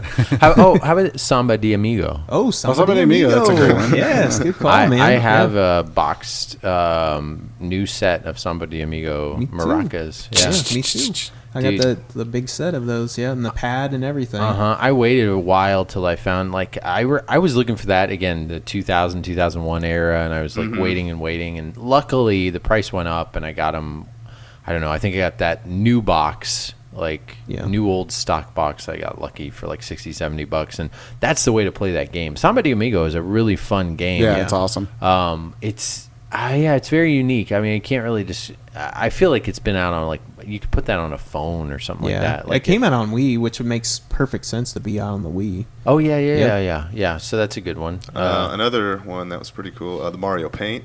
Oh yeah. Good call, that whole pad. Yep. That was pretty new for its time. Yeah, and I love how I always play the Fly Swatter game on that. Yeah. That's what I always go to. Yeah, you know the Sega Saturn, there are games that run with the mouse. Oh, really? And there's also a mouse. Genesis. There's a mouse on the Genesis too. Wacky Worlds. Yep. Huh. And what was the other one? I just had it in my head. I love how the Super Nintendo mouse works with SimCity. Dreamcast keyboard? It doesn't. Dreamcast keyboard. How about the Miracle pianos for the Super Nintendo, Sega Genesis, and Nintendo? Macintosh as well. Yep, Macintosh too. Yeah, PC. Yep. Yeah, I'm like looking around. There's of course your crazy peripheral, Adam, your GameCube controller that doubles as a chainsaw. If that kind of counts, even though it's a controller. I have the chainsaw PS2 and GameCube. Yeah, they're both up there. That was actually one of my biggest mistakes. I wasn't really about 5 years ago. I wasn't really collecting for PS2. Yeah, and someone offered that to me for a ridiculously low price, like $20, and I just didn't take it. Yeah, and I really should have, because it looks really look cool. At the thing, you're like, what am I gonna do with it? They are not impractical at all. I had never seen it before. That's the only way to play Resident Evil. Yeah, chainsaw. How else would you play Resident Evil other than you mean you can play Resident Evil 4 without a chainsaw? I think that's about it. I think we covered all the. Man, I don't know. I mean, there's a billion different arcade sticks and all kinds of different things, but some good, some bad. Some good, some bad. Yeah. I think as time's gone on, though, peripherals have gotten generally better. As time has worn on. Yeah. But I don't know. I'm interested. I mean, we mentioned Labo on the last episode, but I'm interested in how all that works. Yeah, that'll be another one that we can throw on the list. Good or bad. Good or bad. Yeah, I know. I saw they had like even a gun on there. So yeah. Didn't somebody say like you can construct your own? Like that's something new for the Labo news, I guess. Is like there's a new way. They already kind of said like you can like start creating your own cardboard shapes and things like that to making your own game. That was one little piece of news. All right. Just when I think you've said the stupidest thing ever, you keep talking. All right, so we have some interesting collecting news. Both Benjamin and I completed two complete system sets. I'm close to it. I'm not there. Or yet. Wait. Yeah, I guess I should refrain from saying that. I completed. I'm sorry. I completed a complete set. That's okay. And it's Michael over here just like guys. It's a highly sought after. I'm basically the envy of the neighbors. So after many years and very slowly acquiring Virtual Boy games, I now have the entire North American set. Yeah. Oh, man. Nice. How many is that? How many deep is 2, that? 3, 400 games. I think it's 19. I've actually forgotten the exact number. Is it 14? 14. Oh, is it 14? Yeah. Oh, boy. Something like that. I'm 3 away then. But, I told you. I sent you what you had left. You don't have much. Yeah. What would be great is all 3 of us have a complete set. The problem is Jack Brothers. Jack Brothers is the Jack Brothers is the trouble. I got a good, well, quote unquote good price. It's still not a good price, but I got my Jack Brothers, a lot less than retail, I suppose. And it's a pretty good copy. And that's actually the third to last game that I got. That you got? Yeah. So what's the last one that you got to complete? Vertical Force. Vertical Force. That's funny. That's actually a shooter looks like fan, and you got the shooter Vertical Force is the last one that I've got. That one actually looks good too. What do you think about it? I haven't played it yet. Oh, okay. Yeah, it's an average shooter. Yeah, I mean I rarely buy off of eBay, but I was like, well, I just have to have the one, and I'm not gonna wait to find it. I'm never gonna see it, so I'll get it. But actually, one of the last ones I needed was Mario Clash, which I got from you. Yep. Which is interesting because Mario Clash was one of the original games I actually had on the Virtual Boy and really liked it. And it's one of the more common games, but I've just never run across it again. Yep. So I'm happy to have that back too. And it's basically just a revamp of the original Mario Brother Versus, from back in the day. Yeah. So it's good. It uses the 3D effect pretty well. Really good. Wario World's probably my favorite game, or Wario Land 4, or whatever it's called. But it's really good. So yeah, full Virtual Boy set. Yippee. Benjamin, what have you been working on? What do you? Well, I mean, I would just keep saying, Virtual Boy, we're close to it. Like, if I'm 1 away and you're 3 away, it kind of shows why we've been talking good on VR. Like, we literally like the Virtual Boy too. So we, Jack Brothers, which I'll never get again. I sold it away. There's no way I'm paying that money for it. I'm gonna have to find the Japanese version. Yeah, I know, but then I'm this weird OCD person. It's like that doesn't count. Doesn't count. Yeah, I didn't love the game either. I love that box art though. Box art of Jack Brothers Virtual Boy. Yeah, look it up. Yeah, it does have the best box art. Yeah. Cool. So I've been going actually pretty hard, and I haven't even talked about it. I maybe hinted here and there about some random obscure games for this system, but I've been going for a completionist set of a system library that is pretty big. Yeah. All things considered. And it's a system that I really like. It's not very popular in the retro community, and I could care less. I am with a group of enthusiasts and purists of this system, and it's a great random group of guys that are all it's kind of my tribe. Like I have this weird, I'm probably a different type of guy, but I'm a different type of collector. But they're a little different than all the types of like random system collectors out there, and it's kind of a weird niche where everybody just kind of gets along and everybody trades these games from all over the world, which I really like because this system is region free, which means the region exclusives are just so much fun to find. And so a cheap game here for a cheap game in, I've traded with people from Africa. I've traded with people from Asia. I've traded with people from South America. I have a buddy down there, Luis, if you're listening. He's given me some South American exclusive games. What other continent? Europe. I've traded with guys in Europe and, if I didn't say already, Australia. So literally Antarctica. Everything but Antarctica. I haven't traded with Mr. You're missing one. Yeah, I know, Penguin Man. I don't think there's an Australia exclusive or Antarctica exclusive. Yeah, I'm not sure. But this system, actually, that I'm very close to completing the complete North American set is the PlayStation 3. Nice. Yeah. So you're crazy, man. Yeah. PS3. I don't think I'd ever meet a person who played out of the PS3. Yeah, and you might not ever again because they're weird. That's nutso, man. I know, and I've been going for it because also, like, as I've been doing it, it's not, I really like the PlayStation 3 for a few reasons of the generations kind of moving forward, and you get back in a one that you can play on a retro system, which it already is a retro system because it's over 10 years old. It's a 12-year-old system, which is crazy to think. Yeah, that is really weird. It's HDMI. It's one that I think holds up really well. 20 years from now, it's going to be like, those the PS3 Fat, the PS3 Slim, Super Slim. As long as you do a couple things for maintenance to take care of them, I think they're going to be a beast and still play a lot and hold up well, and still they're kind of HD proof ready. Not to say anything against PS2 and PS1, like being able to play these things in high def, and the system library I think is really impressive. And I know the system library, so now that I've been a completionist, like I love, like, if you love the TurboGrafx, if you love the GameCube, if you love whatever, the original Game Boy, the Xbox, like, it's so much fun to, like, learn the library, and like figure out what games are hard to find. That's what I was going to ask. Like, what was one of the hardest games for you to find on that? Well, I mean, I could tell you now, like, not hardest, but I'm down to 2 games left. Yeah. And this is one of the problems with like being a completionist. The 2 games left are pretty lame. And I've been sitting on these games for like freaking 3 weeks. And I told myself I would complete this thing by my birthday. I was down to like 50, 80, 100 games like a couple months ago. Yeah. And I was just getting them cheap because you can get these things cheap and trade up and trade in and stuff. To buy for this. Yeah, buy for the system. But it's now getting hard to find, even this year, like complete copies of PlayStation 3 games. The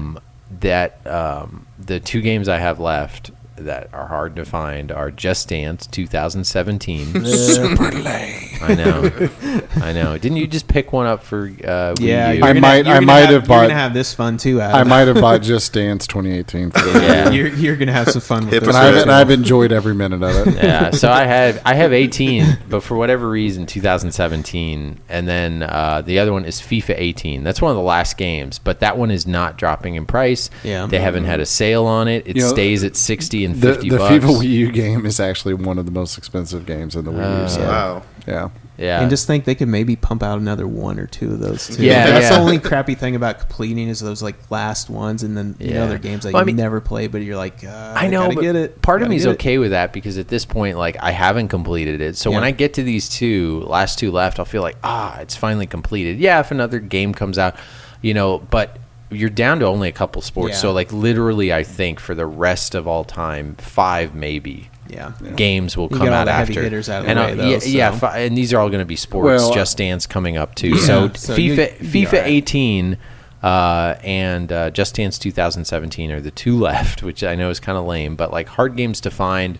It kind of depends. JoJo's Bizarre Adventure is pretty hard to find in North America. There's a lot of random. The kids games now. So Pixar made like Brave, the Cars. Yeah. They made Cars 3, which that one will be a late release. Persona 5, all the kind of late release games. But like random ones like Grease Dance.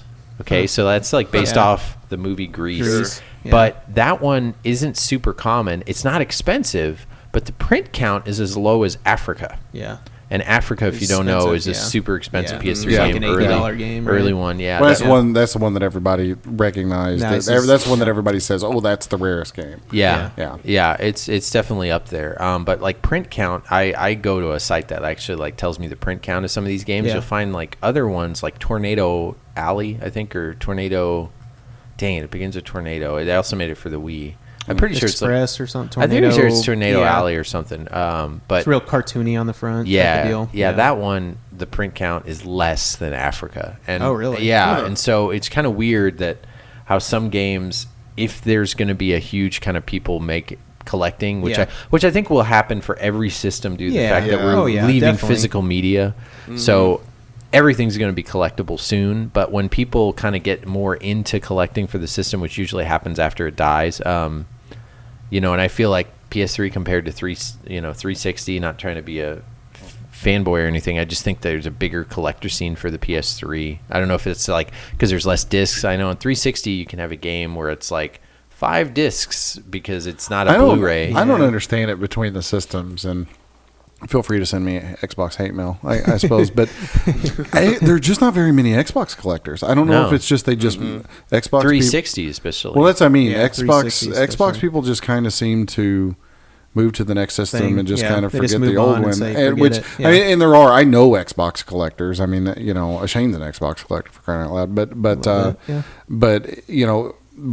there's not the. From like avid fanboy crazy horrible collecting habits. It's like you could say it. Top. You could say it's like Nintendo. It's Nintendo and Sega and TurboGrafx are the top echelon Crazies, of crazies. And PlayStation's closer there. And PlayStation has been edging toward them. I think in the future there'll be more PlayStation people because it's just a little bit newer than those other systems. Yeah, perhaps, sure. but I don't know. I just don't see very many people collect for Xbox, and it's perplexing to me. I don't understand it. Well, also I don't think it's because Xbox also didn't have an Xbox. I was going to say an Xbox One. Yeah, there's a joke there. Their naming of the system freaking sucks. But PS1 established so many great franchises, and those franchises went on. And then it's like, oh, where are they? Oh, they're coming back. Crash Bandicoot But Xbox starting where I really like the original Xbox a lot. I collect for that. I didn't like the 360. I wasn't a fan of it. But anyway, yeah, I kind of agree with you. Sorry, going back to the PS3, I just whatever, how I ran into some of the questions that people might wonder, I guess, about it is, how the heck did you want to do this, and how did you fall into doing it, and why are you doing it, and isn't it stupid? Yeah, all those things, I guess it is. But it's something different, and being a collector for so long, it was awesome to find something not many people are doing and not many people are talking about / hating on.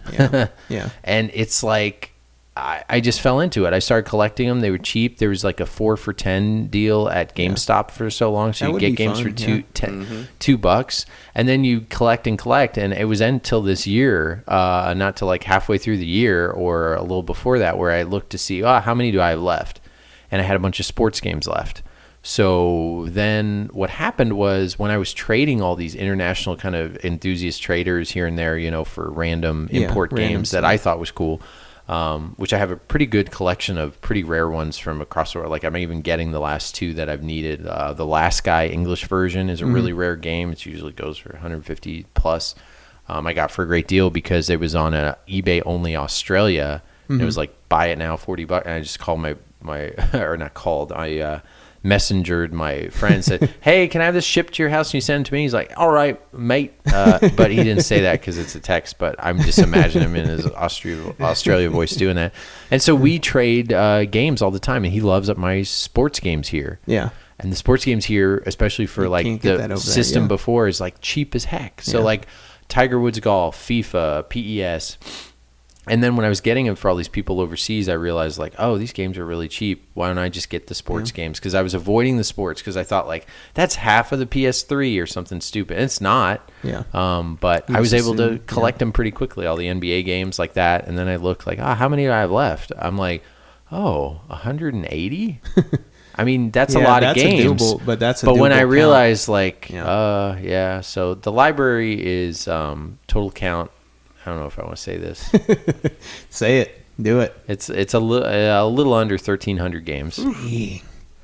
Oh. And that fills an entire wall. Yep, that's what I was saying. How many do you think you had like when PlayStation 4 came out? Like, how many had you bought like when it was still a new system? I remember when PlayStation 4 started talking like 4 years ago, I was probably around 500. Okay, so you had a lot. Yeah, 400 or 500. Already. And I just started getting them because I was just kind of, I don't know. It's kind of weird. It's like, that's your system, right? Sure. It's a weird thing to say. And it's like, it's got, I guess, some shovelware and some things that aren't great. But when you look at that whole library and see all these weird games, like, oh man, I didn't know this came out on this system. I didn't know this. And that's kind of why I did it. I did it because I was kind of pushed by this kind of unique collector group. And then I really just was collecting. Then I was collecting subsets. That's how you get into it. If you haven't found, if you turn into a completionist, the real drug. That's the real drug right there. Them subsets. Yeah, you're like, oh, how many fishing games are for the PS3? 3 of them. Well, why don't I get all 3 so I could say I have all 3 of the fishing games? And then it's like, rally games. Oh, there's not many. They're kind of cheap,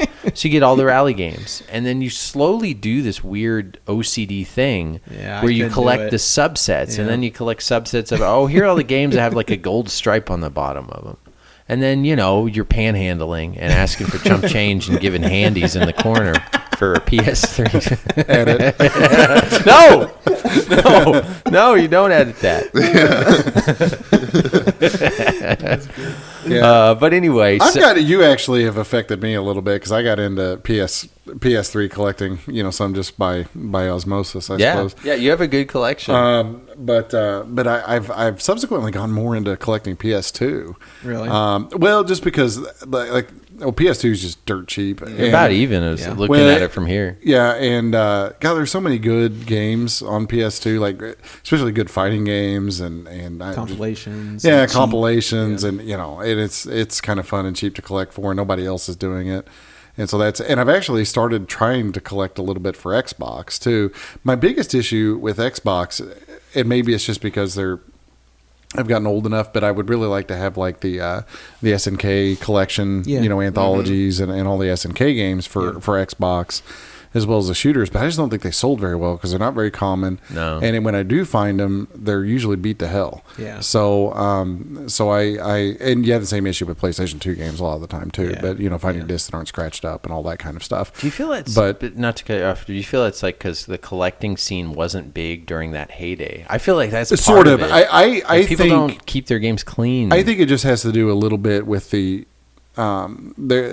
taste in gaming is a little bit different between Xbox and PlayStation, right? So PlayStation is a Japanese company and tends to have a lot more Japanesey kinds of like anime-ish kinds of games or RPGs. True. And when it's on Xbox, it looks out of place. Yeah, and people who buy Xbox generally like. So I want the SNK fighters, right? Like the Neo Geo fighters. Yeah. So I think they sold pretty well on PlayStation 2 just because the people who were into PlayStation 2 were into that art style and into those kind of games. And I just don't think those games sold very well on Xbox at all, which means they're more rare, but also means they're really hard to find. But every time I go into GameStop, I go to the Xbox section and I look through the Xbox section for all that stuff and I never find it. I see 8,000 Call well, probably, but there's 8,000 Call of Duties, 8,000 Halos, 8,000 sports games, and nothing else. So maybe that's one of the reasons, because I've actually been trying to collect Xbox, but having a tough time doing it. It's every time I find a big pile of Xbox games, it's all the same games, and it's always the same. It's always the same things I already either have or don't want. Yeah. Yeah.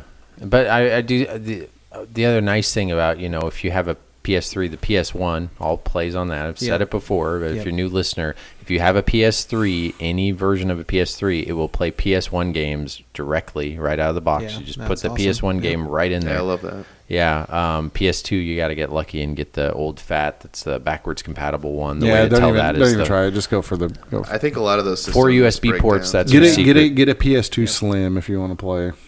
PlayStation 1 games as well. Yes. But if you want to do them on like a CRT, but. Yeah, exactly. Yeah. So, anyway, I let that cat out of the bag. Who's interested in that? Let that crazy out. I know. Who wants to trade me? You shut your mouth. 2 terrible games. No, it's just I'll be happy when it's done. Like so, I said, who's gonna complete the next system set first? Are you gonna complete PS3 before I complete Wii U?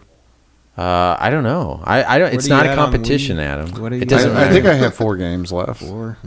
Yeah. What do you got? Do you have it? Well, no. Here's the thing. If you don't have it done by my birthday, it will. Because my only goal is my birthday. Is my birthday. Am I allowed to ask? The end of this month, February 28th. Oh yeah, you'll beat me probably. Yeah. Well, February 28th. I literally just want to get it done so I could just move on. It's not a big deal, and it's not like I feel. I'm like with you. It's like you feel like.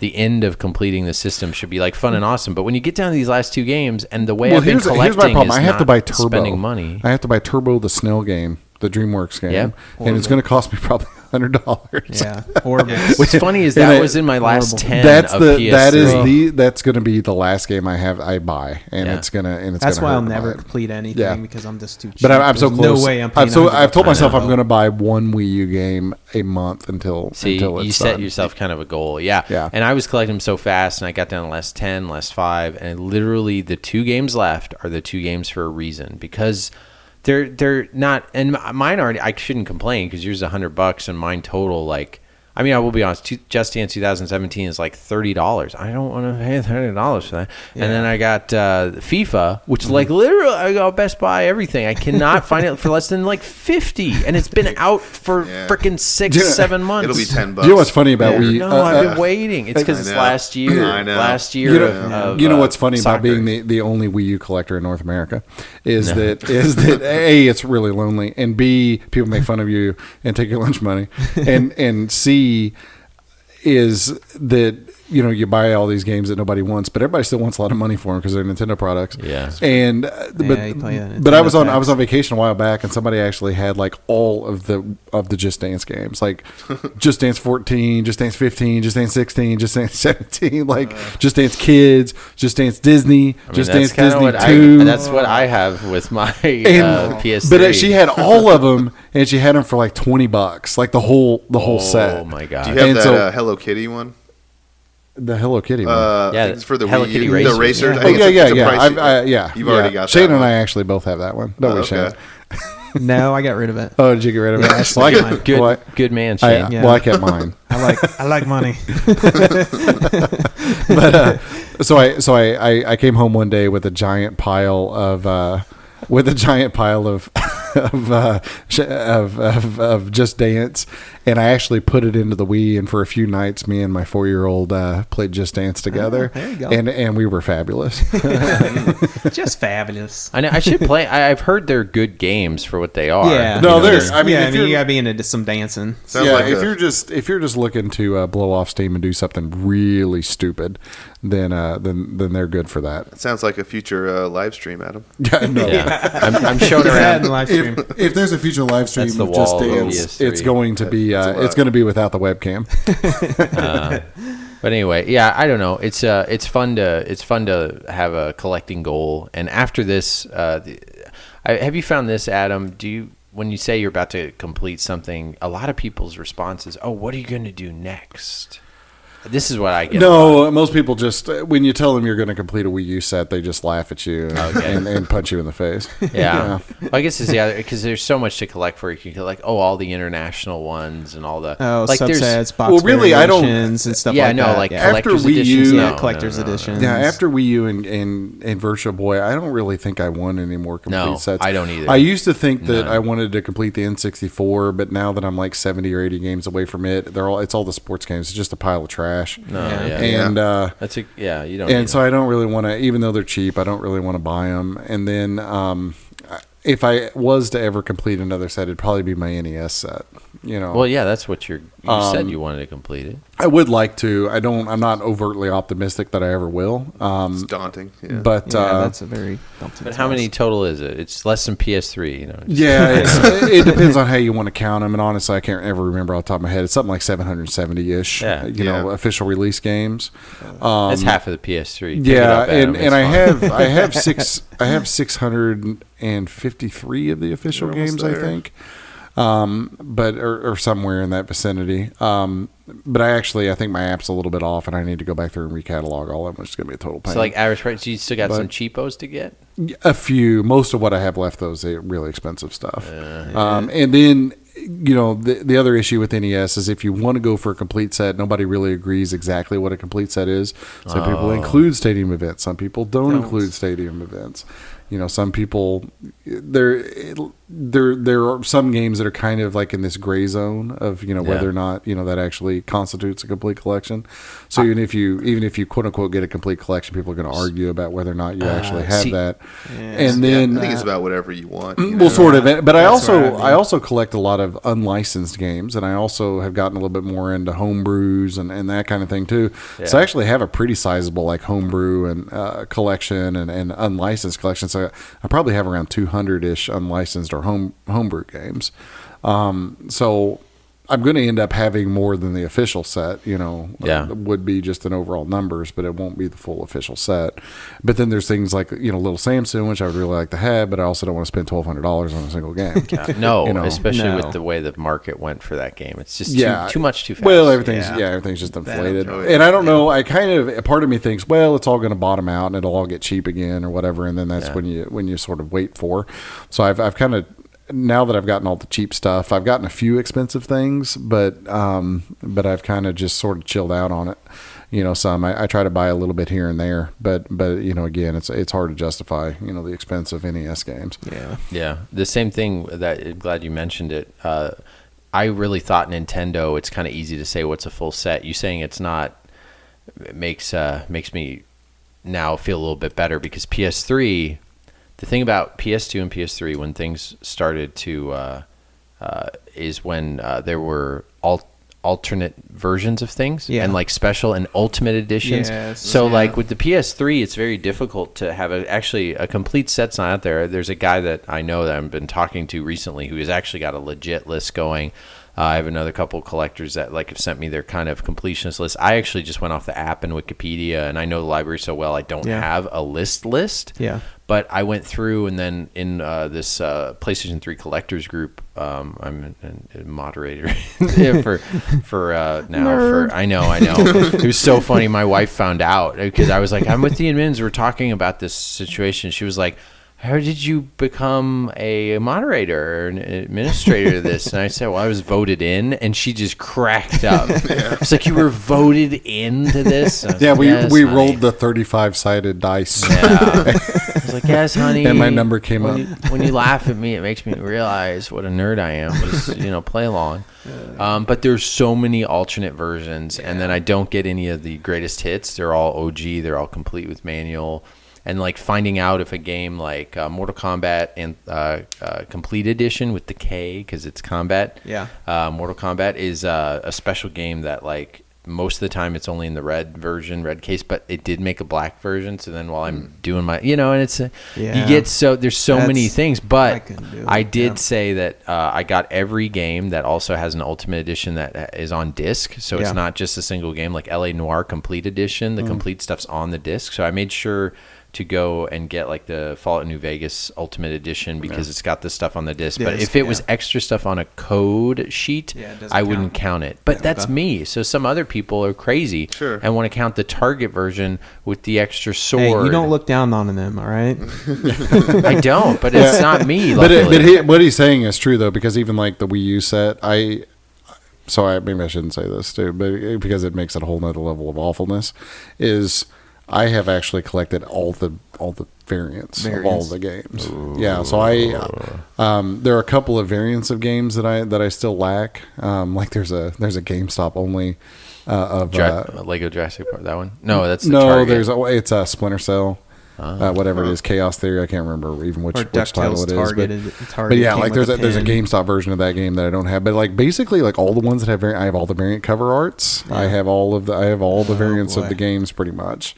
As well, I have collector's editions and regular editions of the games that had those and all that. So yeah, it's the rabbit hole. The rabbit hole gets deep. All right, to make you feel better, I'm gonna one up and go crazier.